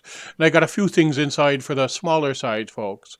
And I suppose what I could do is, and she looks at Frida. She goes, shall I begin with Jennybink then, lady? And she goes, very good, that's fine. And she goes, Jennybink. And Megan goes, Jennybink, can I come? Can I come? Sure, if you want to come. All right. So she steps inside with you, and there are a bunch of there's a rack with a bunch of stuff in it. Are you bringing Catapult in with you, or are you? No, Catapult can peruse the shop, so to speak. All right. So Robbie gets back out of the way. I'm going to pull you in, and she begins to show you clothes, and she goes, so I really only have about 6 options for you, and they're the same sort of options that I'm going to be showing, your good friend. Now, what are you attempting to say about yourself here? I would like to say that I am not available, I am not interested, and please leave me alone. Oh, all right. So I was thinking something in black with pockets. Well, I have this in black. How do you feel about that? She turns to Megan. Does that say "leave me alone"? I think it says you're really pretty. Wow. She looks at it and she looks at you and she goes, it's going to depend on how you look at people, right? Have you noticed how Mama's got these eyes that when she looks at people and she wants them to shut up, they shut up? Oh, yeah. Oh, okay. So in addition to the garb, I also have to adopt the proper posturing. Although most people say that I'm already incredibly condescending, so I think this will work out. Is there anything else that you have darker, blacker, more don't talk to me? Oh, I got a couple different options for you. This says the same thing in a little bit more subdued way.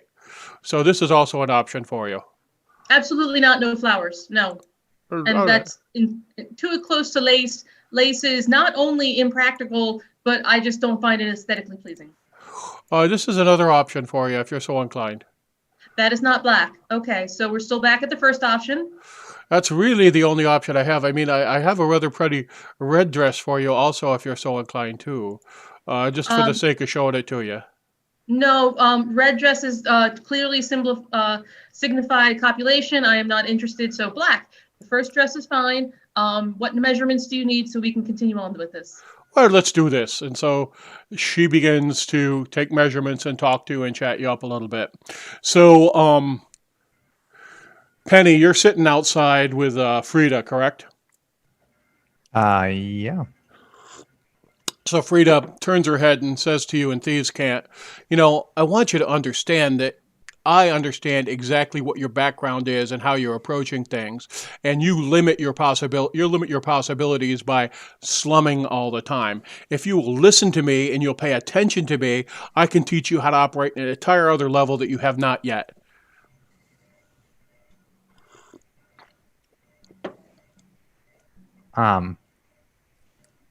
Penny will continue to pick at her nails with her knife.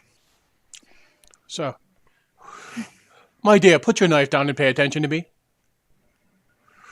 So, now I understand you are a bit damaged goods. If anyone had passed through what you had passed through, I imagine they would be distrusting. I understand that. At the same time, I have done and traveled with many, many people, including several Decry, Sveil being one of them. And he tells me you are the most competent people he's ever met, and that there's great opportunity for you to rise within the ranks of Blackmoor. You can continue to be a street urchin and a thief, or I can teach you how to operate in other ways. Do you have any interest in this or not? I don't want to live in your world or live your life. Oh, I don't expect you to. I expect you to be able to pass that way so you can take action as you need to be successful, protect yourself, and protect the people you care about. That's a totally different thing. I feel plenty capable of protecting myself and those that I deem worthy of needing protection. Oh, oh, my God. Dear, do you know what protection that I've extended over top of you so far? Do you think that you, as a Decry breaking and entering into Zink's house, would not have been arrested and pulled away, or at least had to flee the city for a period of time, if you didn't have the Galen name draped over top of you? I think they probably would have tried. Tried, yes. Yes, and would that have restricted the ability you had to do commerce at other places? I'm not really too worried about commerce right now. There's more of a global thing going on where I don't really know how much we're supposed to talk to you about it, but commerce and this whole city and that kind of stuff is kind of a second back burner. All this like foozy wheeling and dealing and talking to people really doesn't mean a whole lot to me right now with everything else going on in the world. Well, then I would say indulge me to a certain extent. Hopefully. Oh, that's why I'm here. Well, that I respect. And hopefully you will not spend your entire life embroiled in explorations of the dungeons of Castle Blackmoor. I've seen many, many folk have to do such, and it can be challenging and hazardous. Hopefully, you at some point will step out on the other side, as will Idris, as will Delbert, as will Jedabink, and you will have the opportunity to be more than you are now. So, I don't think we'll have to worry about that too much. From what we've learned, like all of us, we're probably going to face a horribly and untimely death that most of you might not even like have any recollection about. Well, then you might just as well face that death with a little bit more experience underneath you. You might just as well face that death with an awareness of what other things could be, with a little bit of joy in your life. And I don't think you found a ton of joy. So, my dear, it's all right to be who you are and to be feminine. I am a strong person and a powerful person. I am. And you can take that and put that arrow in your quiver in much the same way I keep different arrows in my quiver. So, my background here, so you know, I am from Mouse. My family are merchants and nobles in much the same way that the Galens are, but my family, well, whereas the Galens coat themselves in plate mail and armor and bang away at each other in the field, my family draws a rapier. My cousin stands on the other side, and we punish individuals who don't pay close attention to us. Does that make sense to you? Yeah, I mean, you've alluded to this multiple times already. I think you're trying to build some sort of relationship with me, and I appreciate that. But no, I'm trying to save you, my dear. Save you.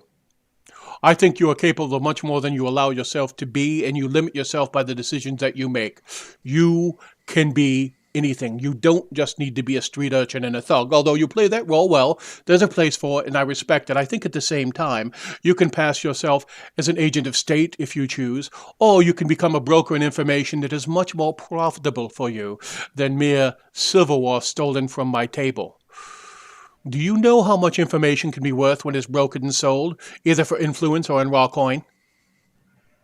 probably a lot. I mean, you nobles are all about like blackmailing each other and doing that kind of thing, and then stabbing each other in the back. I don't stab anyone in the back. I usually go through their sternum directly in front of them while you stand behind them, but that, of course, is my take. What I would say is... It was a figure of speech. So, warfare occurs on many levels. There is the fight of armies, the skirmishes in the streets, and then there is politics, which is an ugly, twisted, and evil thing. I will give you that. But The people who conduct it for the right reasons and for the right things protect the state. They protect the realm. Galens protect the realm. We make certain that the most people have the most good and live in the most safety. That is the noble charter given us by Uther Andahar, and we enforce it and we live by it. You have been beaten, twisted, and abused by the world in your life. My house is open to you. My skills are open to you. My ability to place you in a different life if you want it is open to you. Make the decision you need. Now, my apologies for being so forthright, and if I have been rather acerbic in my tone, again, I must apologize. But at the same time, I see you. I know who you are. I have been as abused and hurt in some ways as you do, and I wish to offer you the safety of my help and my friendship in the same way that Delbert's father did for me. So, perhaps we should have some brandy. No, it's 9 o'clock in the morning. I'm not some kind of degenerate. I am at times. And Filet, and you guys have been talking and thieves can't, all right? Filet has no freaking idea what you've been saying. She just knows that she's supposed to pour out a snifter of brandy, so she pours out a little thumb glass of brandy, and she takes up the thumb glass, and she sips it, and she sets it down. All right. Jenna would you like to make a listen check? I would love to do that. And also, while I'm conversing with and getting measurements from what's her face. Although my passive perception is actually a. You have to roll at disadvantage because this room is insulated from sound, and there's a very good reason for that. My passive perception is so good, though. Yeah, well, there's a very good reason for that. You have to make it at disadvantage because this room is insulated to protect the nobles. Oh, damn. Okay, Jenna Bink, you hear? You've heard Penny talking like this before, and it's this very uneven sort of a street glottal that has elements of Thonian dropped into it, but it's almost like code. And my God, you're hearing Frida speak at length using the same sort of code and tone. So 2 and 2 means that's probably that thiefy language that Penny knows, and Frida knows it too. Very interesting. So, Robbie, do you happen to have a sword cane that would match this dress? Because I would imagine you accessorize as well. Oh, yes, my dear. What specifically, how would you like to be armed? What specifically would you like to be excuse me. Oh, my God, I can do something like that for you. How specifically would you like to be armed? Well, I would like a warhammer, but I understand a warhammer probably doesn't go with the outfit very well, although it would emphasize the don't talk to me aspect. A warhammer. Well, that's going to be hard for me to do. Now, I can hide a hand crossbow up underneath your skirt if you want to do that. I could strap I would much rather something that's melee. For instance, a scimitar, a rapier, sword. Therefore sword. We could definitely be hiding a short sword in. I can get you a cane if you want to use a cane. Sword cane. I could do that for you if you wanted to. We could definitely do that. It's just that's unusual accoutrement for a lady. That's more of a male thing.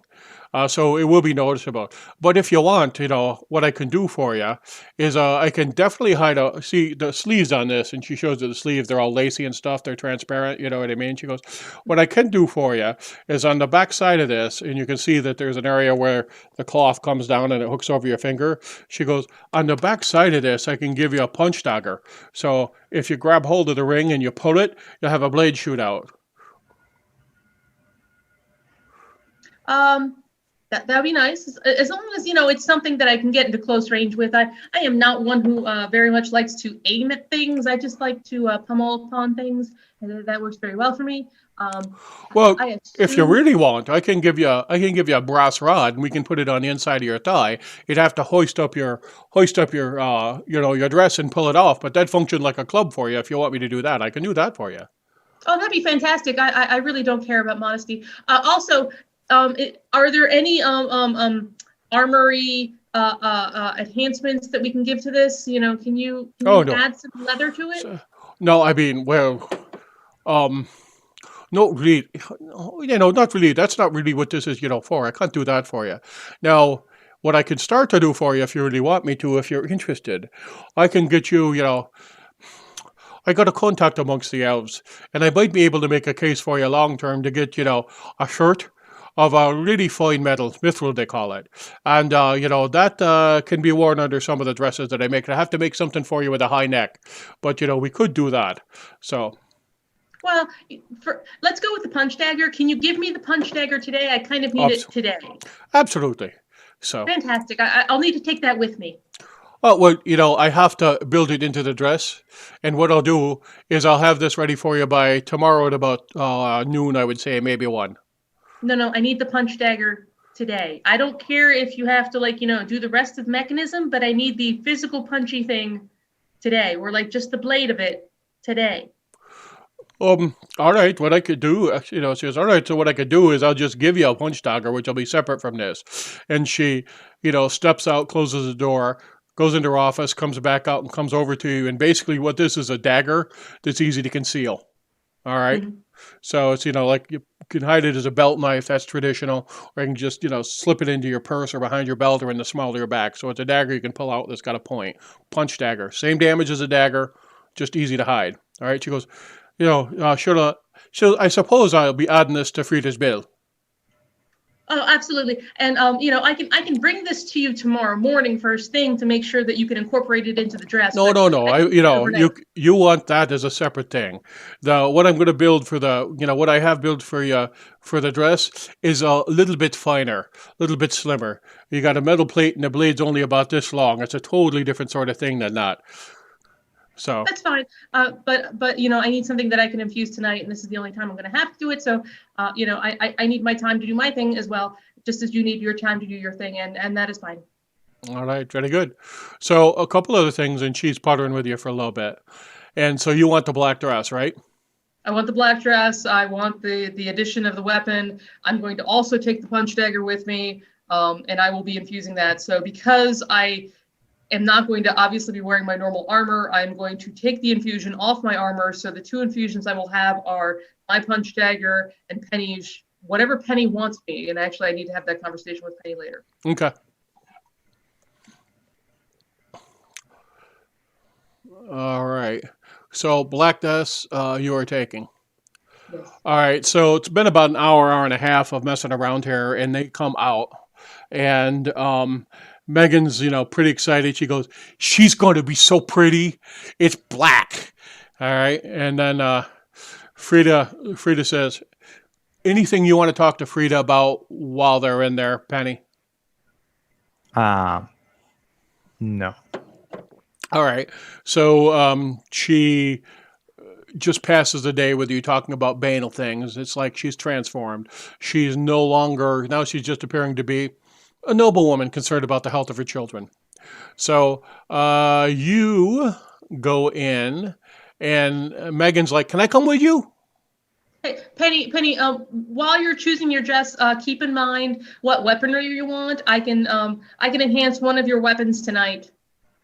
Okay. Yeah, I'll keep that in mind because Probably short bow is not going to go well with the dress. I'm just thinking. Yeah, then it's probably going to be a tight, confined area with lots of people and potentially Absolutely. things trying to murder us. Yeah. What's the layout of that the room we're going to be hosting in? Is there rafters? What's the deal with that? I'll need to know this before I go talk to. Oh, where? You've been in the Dalem's ballroom. All right, so it's that main ballroom. You've got that open hallway. There's stairs that go up to the second level. And then adjacent to it, there is a conservatory and a parlor. And then beyond that, there's an office in the family dining room. So it's a main ballroom, and it has a second level that overlooks the primary ballroom. The ballroom itself does not. But in the main entryway, there's stairs that go up to the next level above, and up in there is some of the family's housing. All right, some of the rooms and some of the guest rooms. Actually, the guest rooms that you guys are in are up on that level. All right, so the room that you've stayed in is there. The room that Idris has stayed in is there. The room that Jenabink has stayed in is there. Is there rafters in the main ballroom? There's not rafters in the main ballroom. It's got chandeliers in it in the front room. In the front room, doesn't really have rafters so much as it has like chandeliers. I mean, there's cross beams and stuff, but it's pretty well lit. Okay. So it's when they go to party, and you've seen a version of this when you guys first got back, right? When they go to party and they have a formal meal here, they light the place up like a palace. I mean, being able to light a space like daylight is a political statement and a statement of affluence for these folks, right? So when they're in this room, and you can be guaranteed with what you heard today about Uther coming, that they are going to absolutely illuminate this house and be on their stage. Now, go ahead and make a. I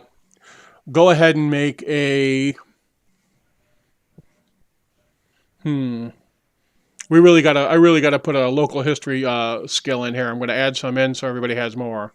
But all right, I'm just gonna be let this land on your side. Go ahead, Matt, and make your best stat, intelligence, wisdom, or charisma. Go ahead and make just a straight check on it. Okay. Uther's going to come with guards, all right? Yeah. And you're going to have protection in ways that, you haven't seen. He's going to have some top-end people there to protect him also. You're fairly certain of that. Okay. So, all right, so you come in. So I got a couple things for you. What are you trying to say about yourself, and what's your intention here, so I'm clear? I'm trying to say that if you talk to me, I will stab you, and I don't really want to dress. I would prefer like a tux if you got one. That's going to be hard for me to do for you. I mean, that's not really what I have. And to be perfectly honest with you, I got to give you good advice here. I mean, you're going to want to. Do you want to stick out or not stick out? If you don't want to stick out, best thing for you to do is to dress like a man. All right, you're the cry. You got that scar on your face, right?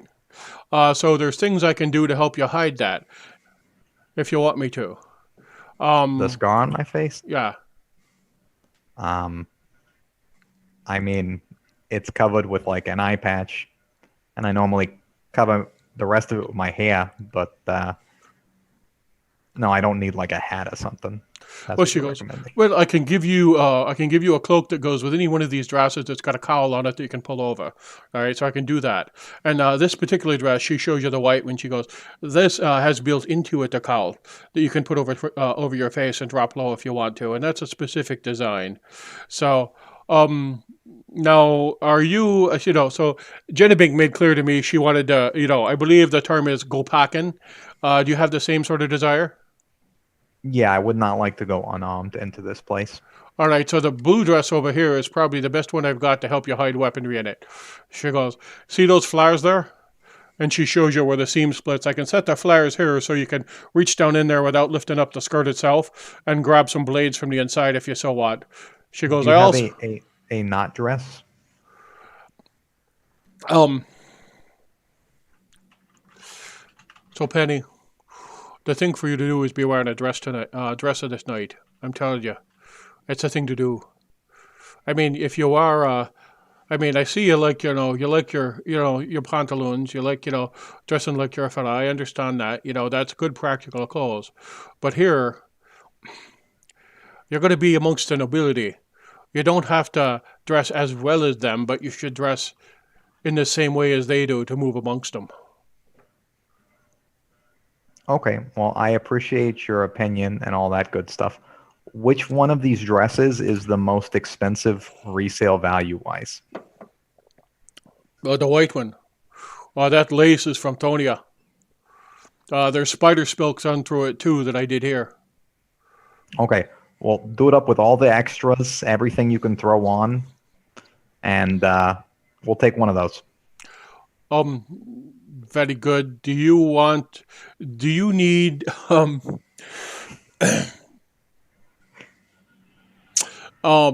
Idris gets inspiration from chat.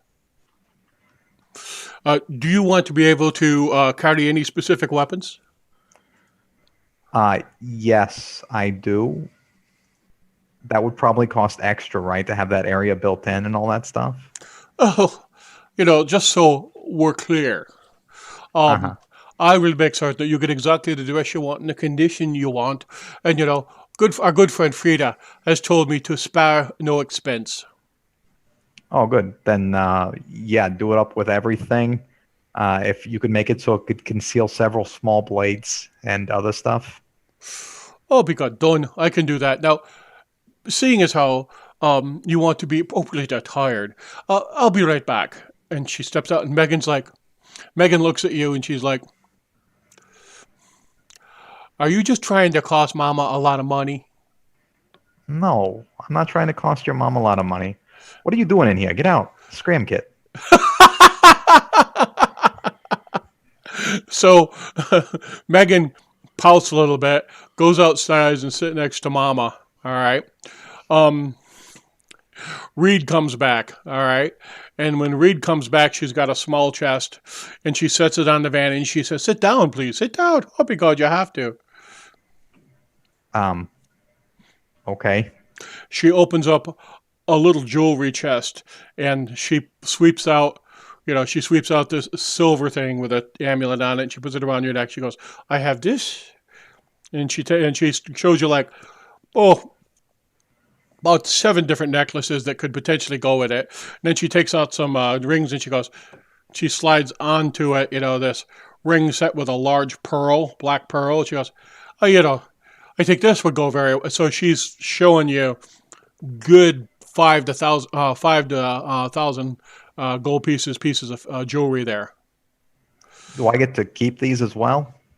So, yeah, I'd say you'd have to negotiate that with the good Miss Galen. Oh, this is like just rental dress and stuff, things? Um,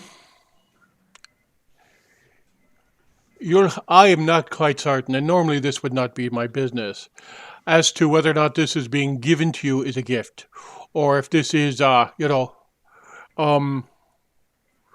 being loaned to you for short term. You will have to revise that with Frida. But if you're so inclined, I do have some jewelry. Oh, well, I thought she was buying this. She does say, now, let me show you something. May I put your hair up? I would prefer you don't touch me. So, no, just, I'm telling you, Lassie, indulge me. She goes, let me show you something. And she puts your hair up, all right, in a bun, and she puts these 2 perfect pieces of ivory through it. And she goes, now, if you whip that out of your hair and you stab somebody in the throat with it, they'll fall over, I guarantee you. Oh, okay. All right? And she goes, and she points to your chin, and she goes, although this won't be covering the mark on your face, I think, and she starts to fuck around with some cosmetics and stuff, and it's still obvious you've got a cut, right? You do, right? But she makes it less apparent, and she also says, now, do you want an eye patch with that goes with the dress? I can do that for you. Yeah, that would probably be ideal. All right. So do it up to go big, any jewelry or anything you want to throw on there that's expensive. Silver filigree, I think, would be the way to approach it.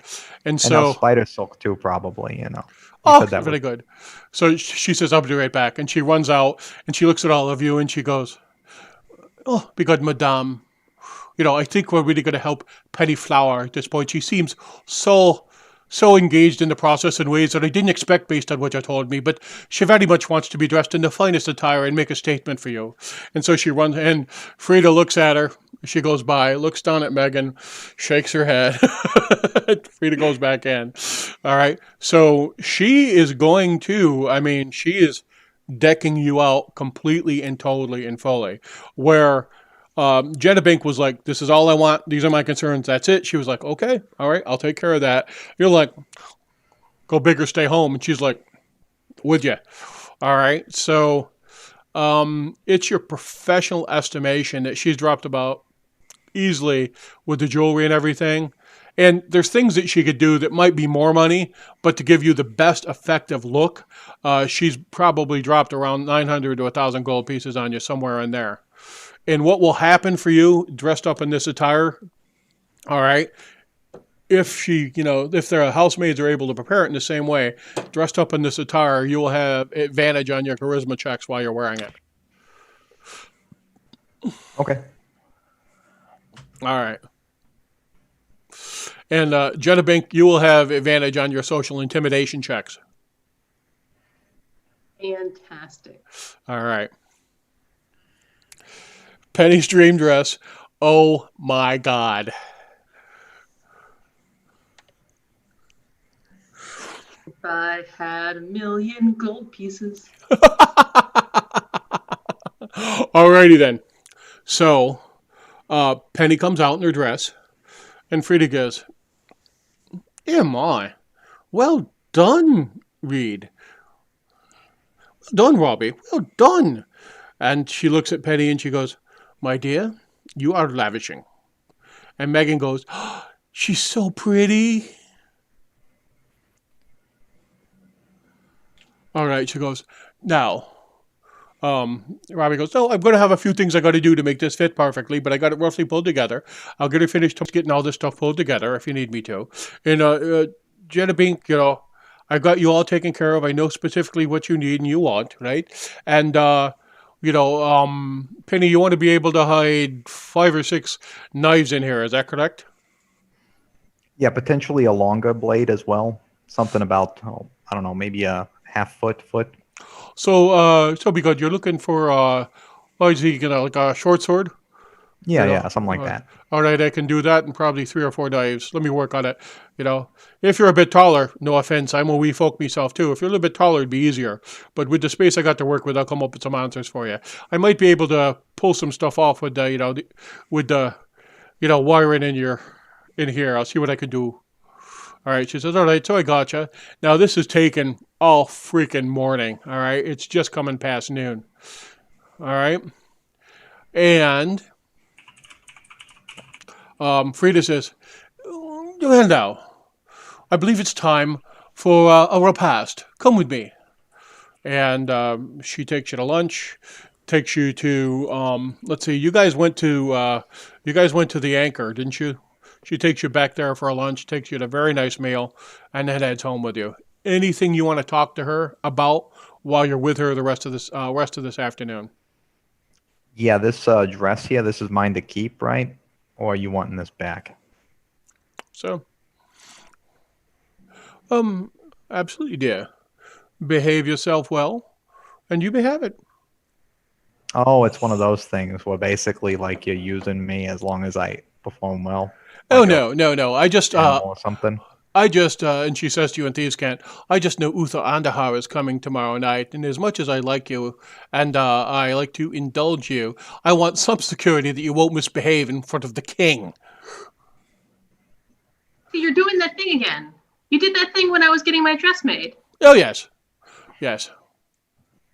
I am very interested in where someone of your standing would have achieved that kind of background. We all have to pass through the process of ascension, do we not?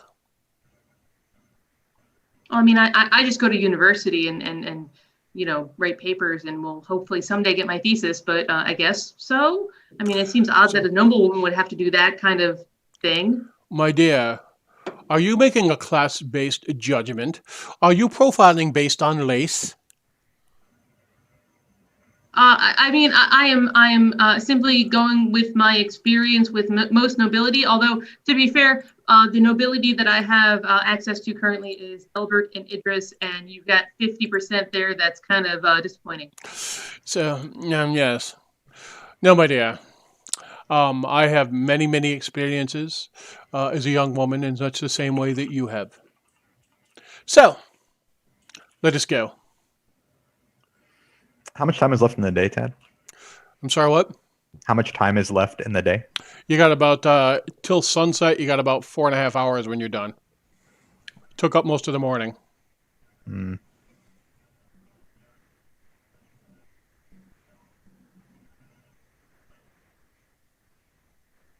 All right. Are we free to depart to handle our other business? Oh, but of course. I very much appreciate you coming this morning to spend time with me. But now, in the interest of play equity, the DM must shift to our Hythodian boys. Turner and Hooch, go. All right.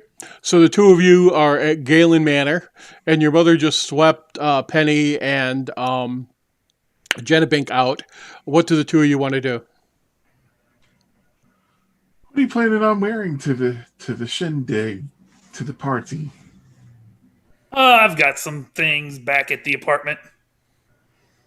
I'm not too worried. I got a lot of things that nobody's seen before, so this Yeah. shouldn't be too hard. Yeah, you gotta have what do you call it? Clothes for every day. Well, nobody dresses like Idris. No, Nobody. it's shocking. Idris is a sharp dresser and has a reputation as such.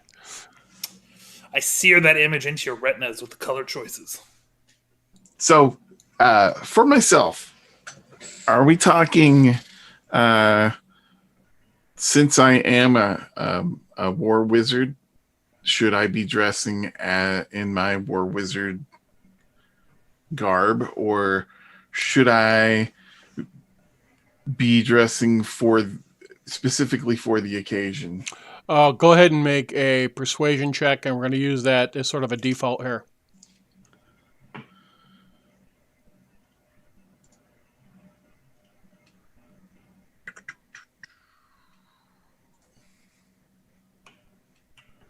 Here it is.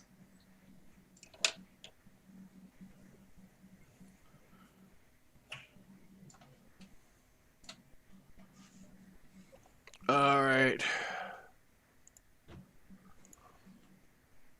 Oh my. All right. So you really have two choices here. You can, if you dress as a war wizard, especially now that you've just made war wizard, if you dress as a war wizard, you can. All right. Absolutely. You can wear the robes. You can wear the symbol of the cabal. You can carry even a staff if you wanted to. You can dress like that. And that makes a statement that you are a cabalist first. All right. Now, you can also wear the family's colors, doublet, hose, all that sort of stuff. You can wear that and carry the symbol of the cabal with that, all right, stating that you are a member of cabal, but the family is first. So either one of those choices work, and there's not really a spectrum there. Either you'll go in what would be the equivalent of dress uniform, right? Or you go in your civvies with, some symbol of the fact that you are a member of the cabal. In this instance, it's completely appropriate and almost necessary for you to announce that you're a Kabbalist. So you have to do that. But that could be a ring, or that could just be your gem worn on a necklace with the symbol of the Cabal on it and openly displayed. Either one of those choices would work. Okay.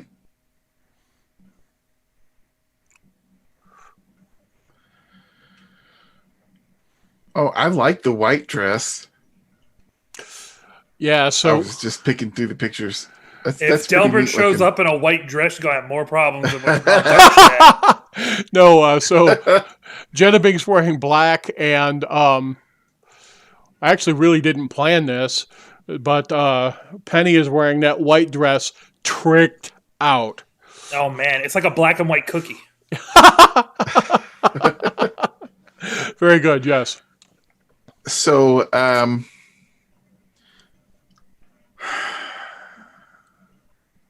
I probably should, since it is a Galen affair, dress in the Galen colors. So that's what I'll do. Okay. I'll And have your focus openly displayed. yes. Okay. Yeah, I got mine already picked out, but I just gotta add gold chains to it. I'm All good right, to go. cool. Gold rings, gold chains. Hirsch, baby. Gonna get that on like the knuckle duster. Hirsch. So you were going for man about town is what you're going for, right? That's right. Okay. Let me introduce you to my two friends, Platinum and Electrum. All right. So two of you that have that conversation. You both have the clothes ready for it already. I mean, you both have the ability to do this out of the inventory that you have in your house. No doubt. Is there anything else you want to do this morning and this afternoon? I'm going to make sure that I have a small gift for Jessup, Okay. and also a small gift for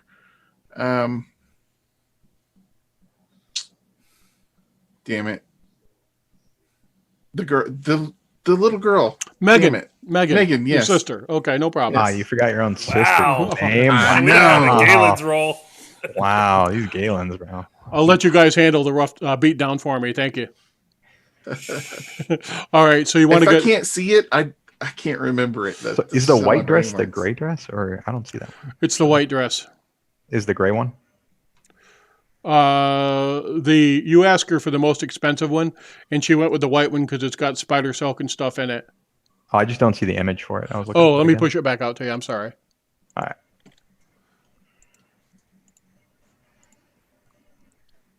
It's the one that makes you look like a handmaid without the red.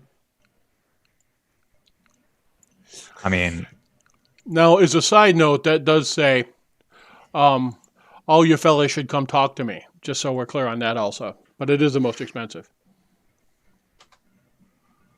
That's perfect because like there's they'll also a just big block her black pearl on the ring too.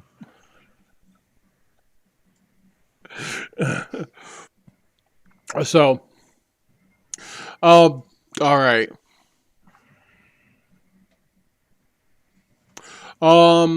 So the guys, what do you guys want to do? You're going to go shopping to pick up some knickknacks, Yes. or some. So, how much money do you want to spend here? I have, let's see, 66 gold on me. And that's my current Oh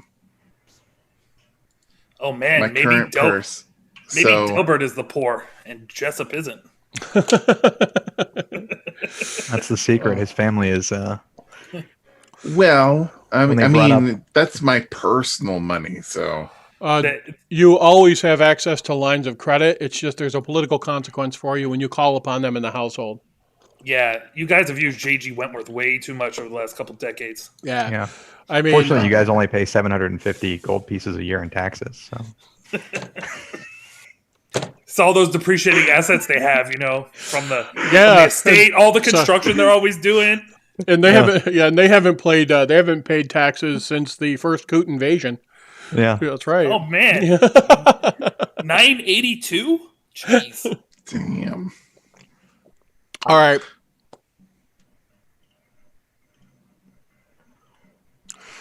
You want jewelry, you want some perfume, you want, something just personal for her that has nothing to do with the night. No jewelry, a Jewelry? brooch. All right, a brooch. Okay. All right, very good. Give me an insight check. All right.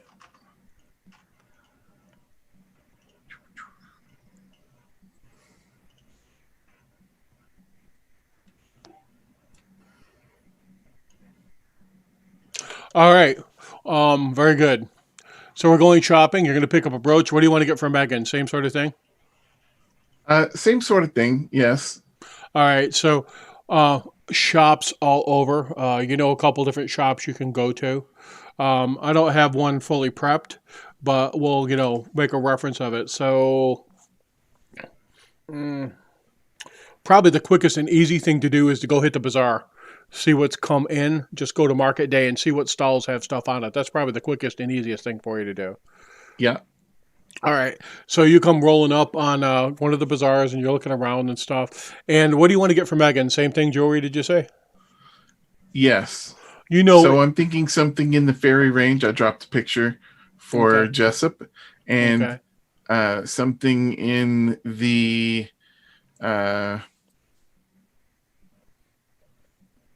like a nightingale for Megan.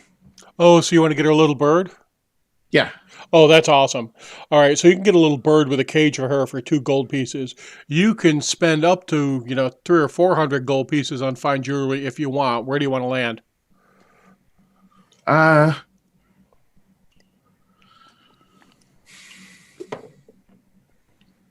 In the first date range. All right, you could probably spend 20 gold pieces, and that's reasonable for your station. Okay. Sounds All right. good. And you come up with a um, copper copper brooch with amber. All right, sliver of amber. All right, and that's what you got. Very Okay. nice, very well made. Something that's appropriate for the ball here. Okay, is Idris with you? It just are you Yeah. I mean, I got to go see a liquor distributor, but yeah. sure. We'll do that afterwards. Idris, would you like to coach him on what to buy for? So, all right, go ahead and you make So it. what is he trying to do? He's trying to Go ahead and get to just make first date? an insight check for me, would you? Something appropriate. Yeah. Something Insight check. appropriate for this Oh. kind of Okay. I I thought maybe it's persuasion because that's what I do to the ladies. He thinks that's the most beautiful brooch he's ever seen and completely appropriate. okay. All right. Yeah, you've got a good one picked out. It's the right color. It's the right substance. Shouldn't conflict with their clothes at all. It'll be fine. Okay. All right. Let's go see who you need to go see then. I need to get to one of our wine and spirits distributor. I need to find a dry sherry. Can't be rolling up into a noble's house without gifts for the person hosting it. That's true. Terrible taste. You know that if you want hard to get, really good liquor, you go to Red. All right, that's where All I'm right. gonna go. So you go rolling into Reds. All right. And let's see.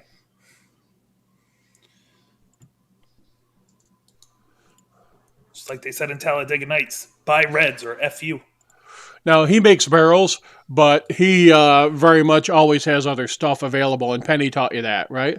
So Donner, is standing talking to someone, and he sees you guys come in, and he nods and calls over one of the folks that works in his shop to finish the conversation and apologizes and steps up and goes, Idris, how may I be of assistance? Delbert, how may I be of assistance? I'm looking for some fine wine and spirits. So specifically, what are you looking for?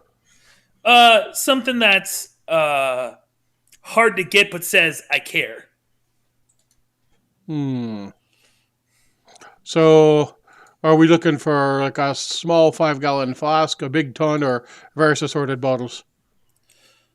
Let's go with one hard to get item. All right. Well, I got some dwarven spirit, about 300 years old, sharp.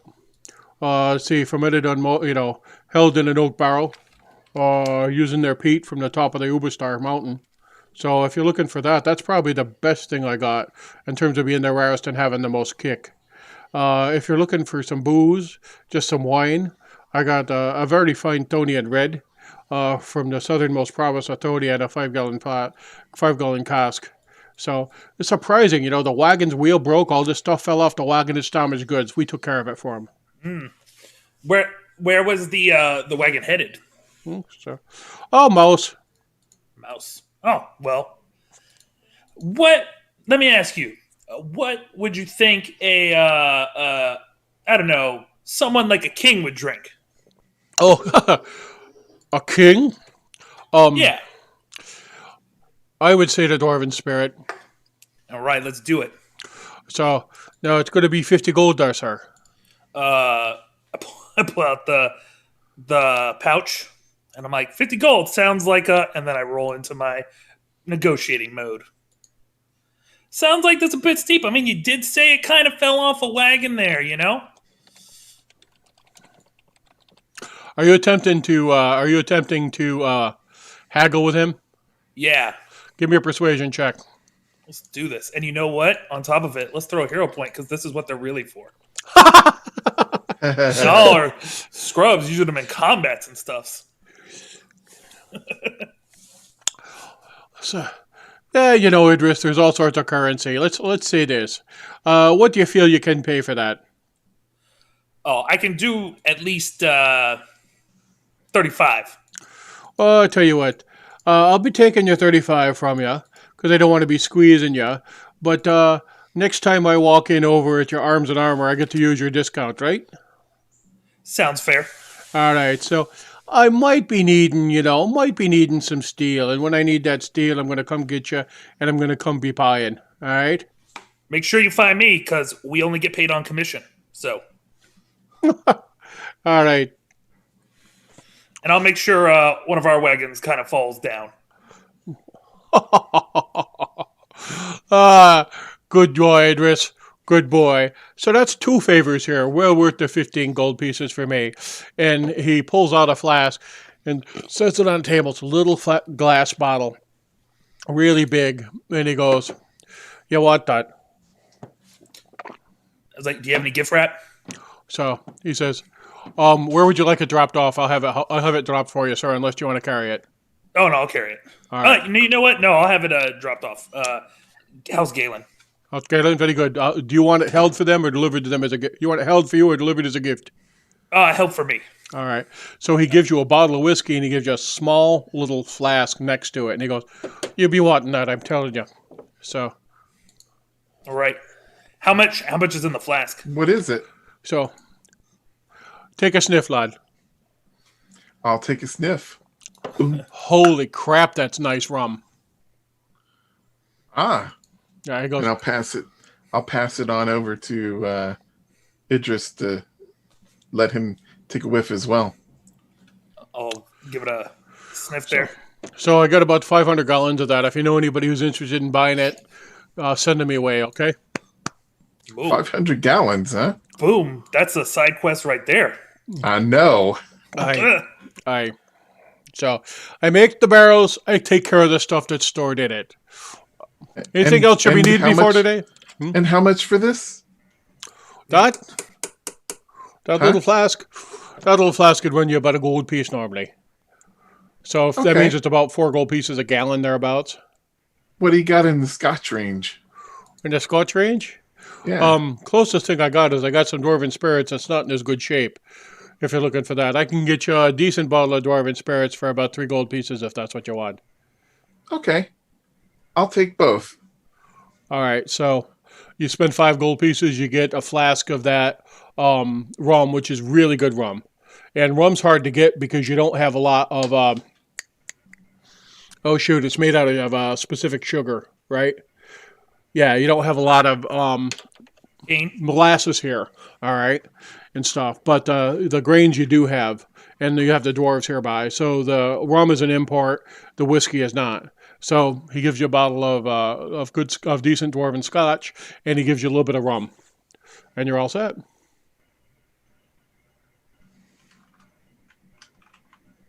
Boom. There you go. All right. Bath and Body Works, really, Jen? All right. What would you gentlemen like to do? I think we're set. on All our end. right. So what I'm We're going gonna to go find these dress wearers. All right. So you guys are going to go try and catch up with the girls. Yep. All right. I'm going to default to serendipity here, and as you guys are coming out of the dress shop, Delbert and Idris are standing there, actually talking to Yest. Is this after the dress shop or after Anchor for lunch? I need to role play how hangry I am. How hungry you are? Probably right about lunchtime. Okay. So they could have gone. We'll retcon it. They could go to lunch with you How much did I spend on the brooches? on the brooches. 20 gold pieces on the brooches, two gold pieces on the Mockingbird. And were you guys going to drop? Were you going to have that delivered or drop it off yourself? I was gonna have them. I'll tell them the time to deliver it when I'm there, All so I right. can give it to them myself. All right. And then I guess Jennebank, based on her height and hanger level, is about 2 Joe Pesci's. 2 Joe Pesci's, got it. All right. So looks to me like we got about 15 minutes thereabouts in the stream here. let's sort of benchmark what you guys want to try and accomplish. Now we're going to be off next week with our traditional game because Matt has to work. Matt has one of those jobs where about every 6 weeks he lands on a Saturday, so he has a conflict. So what we're probably going to do next week is we're going to have an episode of I think we're going to have an episode of Guards. All right.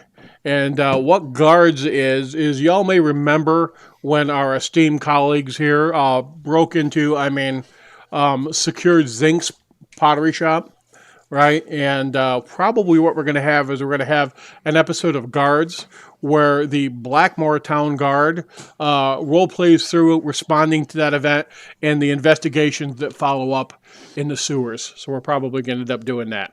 All right. So that will be next week. And then in 2 weeks, we're going to have our more traditional session where we drop back into our traditional session. And then Matt has some things that he wants to do with Penny before we do it. I think Jedabink has some things. And I know that both Idris and Delbert have the same thing. So what we'll do is you guys could recap to me kind of offline over in our Discord what your characters want to accomplish. In our next session, I'll get that prepped for you. And then next session, you're also going to have the party, which you're all convinced is going to be a bloody, horrific ambush. And I'm just offended by your lack of trust. I'm looking for drunk people, paralyzation, fire. You know what? It's gonna go one of two ways. We're gonna get ambushed, or I'm just gonna watch and laugh at all of the people going up and hitting on Penny, because that's gonna be awesome.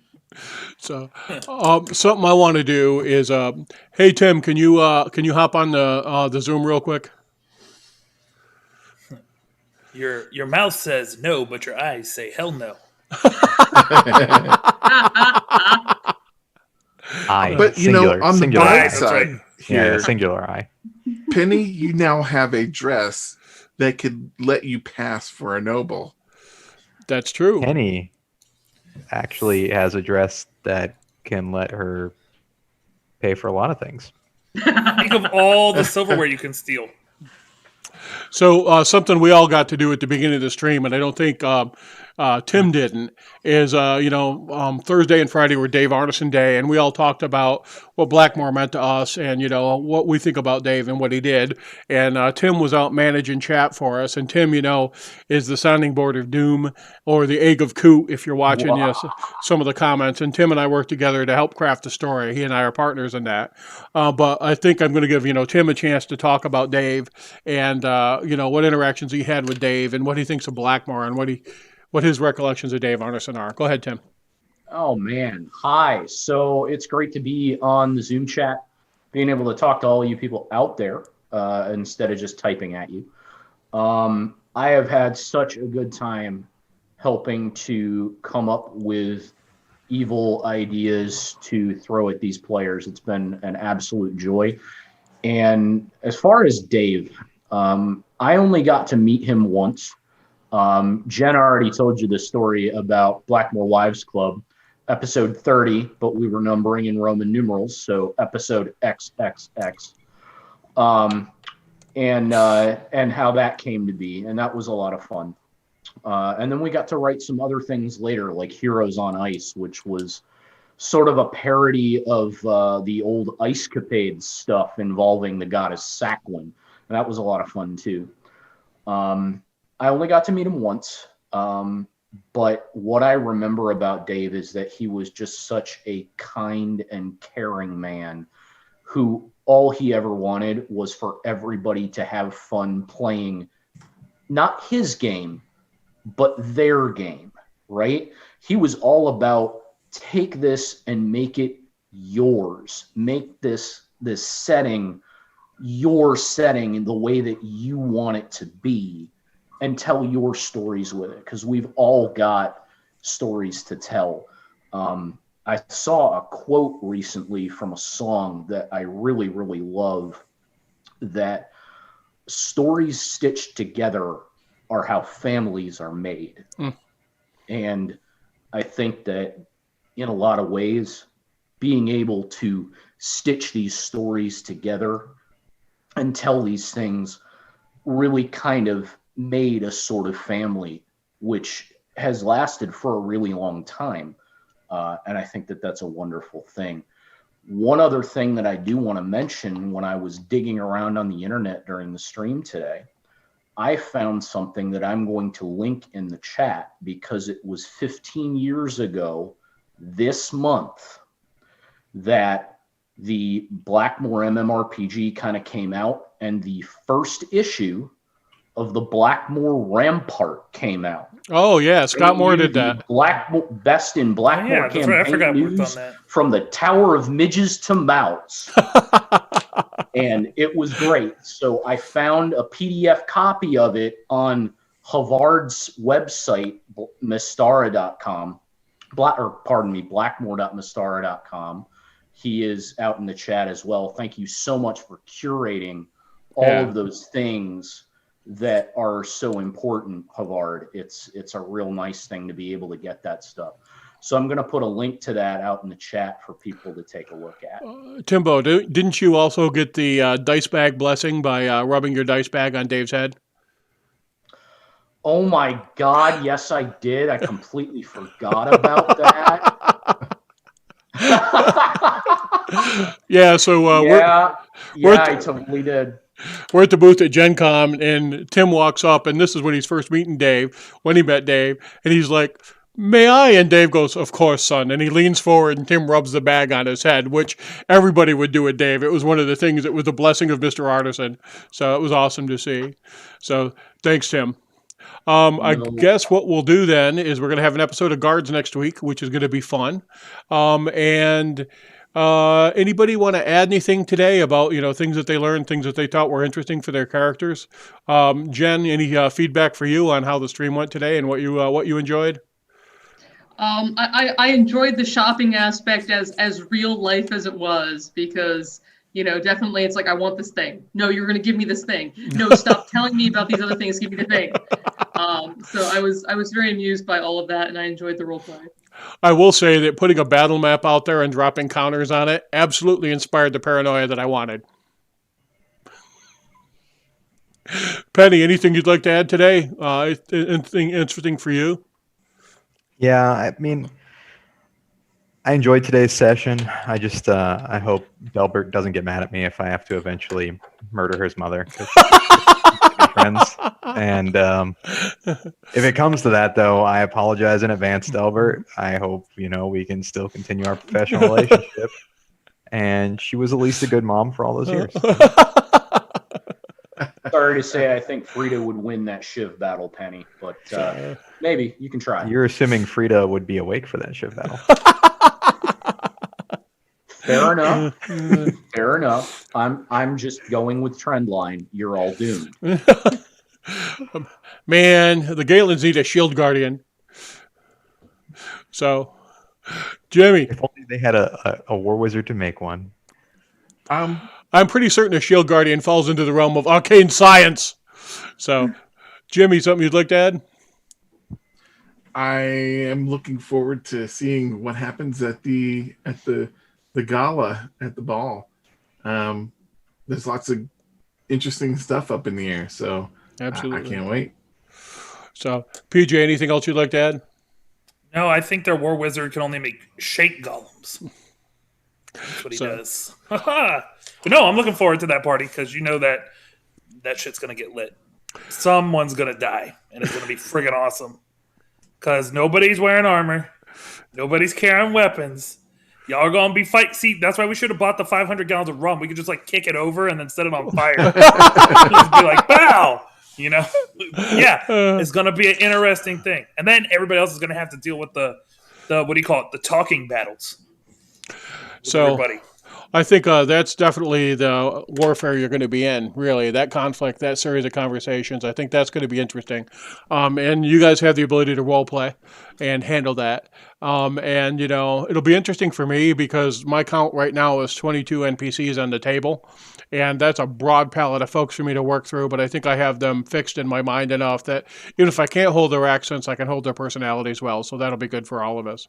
And something had a conversation with Jimmy and with PJ after we were playing 7 Days to Die, which we stream all the time. It's something we do communally, where we talked about telling the story and what I was trying to do and what Tim and I have been working on.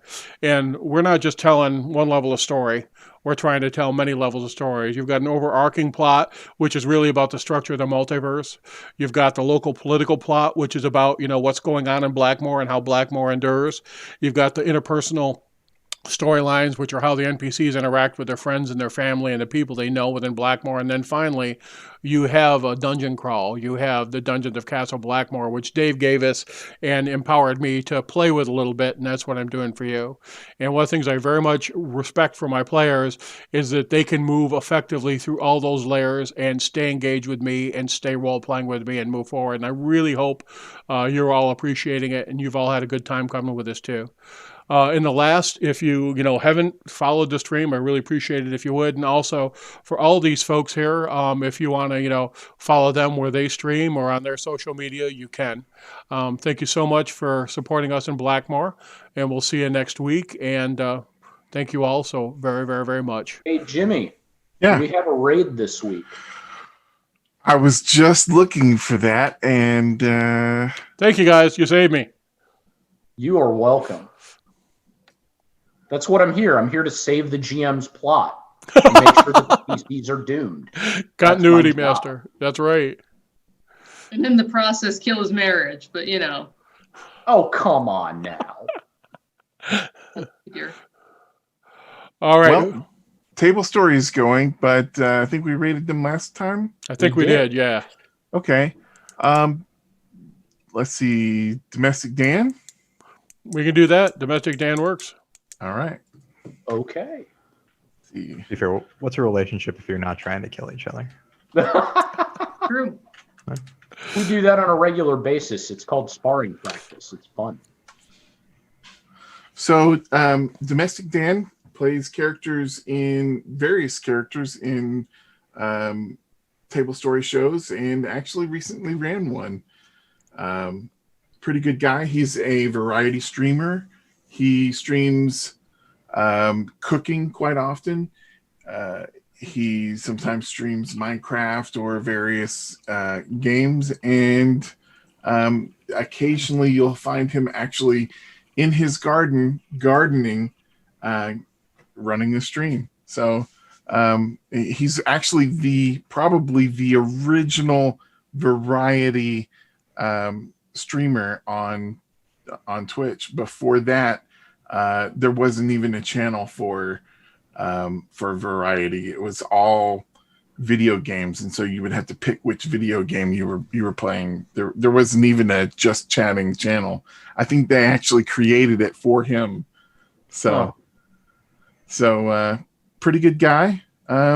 Say hi.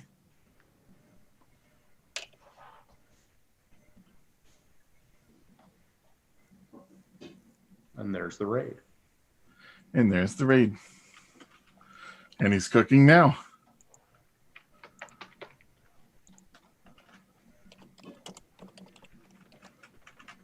I see you wiggling corgi butt. That's all. I'm sold.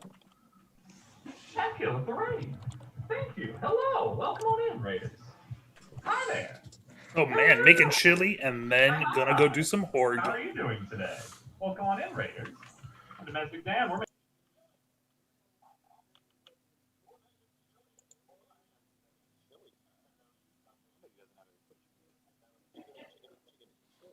I muted our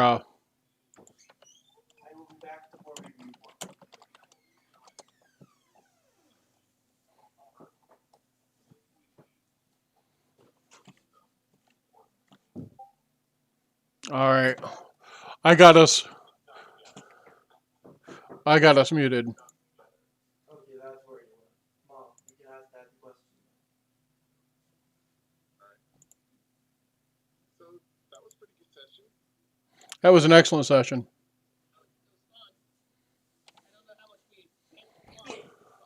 Well, it was really, from my perspective, a penny session, right? I mean, I very much as DM, like I do to all of you, went after Penny, and Matt handled it well. Matt planted his feet and was secure in his character, but the world opens up in front of him. And I do that to all of you every once in a while, where it's just like confront something you have defined in your character and offer you alternatives with it or give you an opportunity to role play in a different way. So, yeah.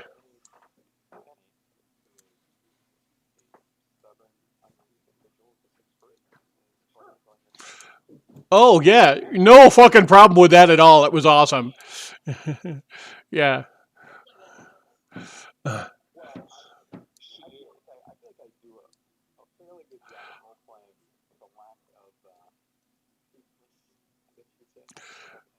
You do an excellent job.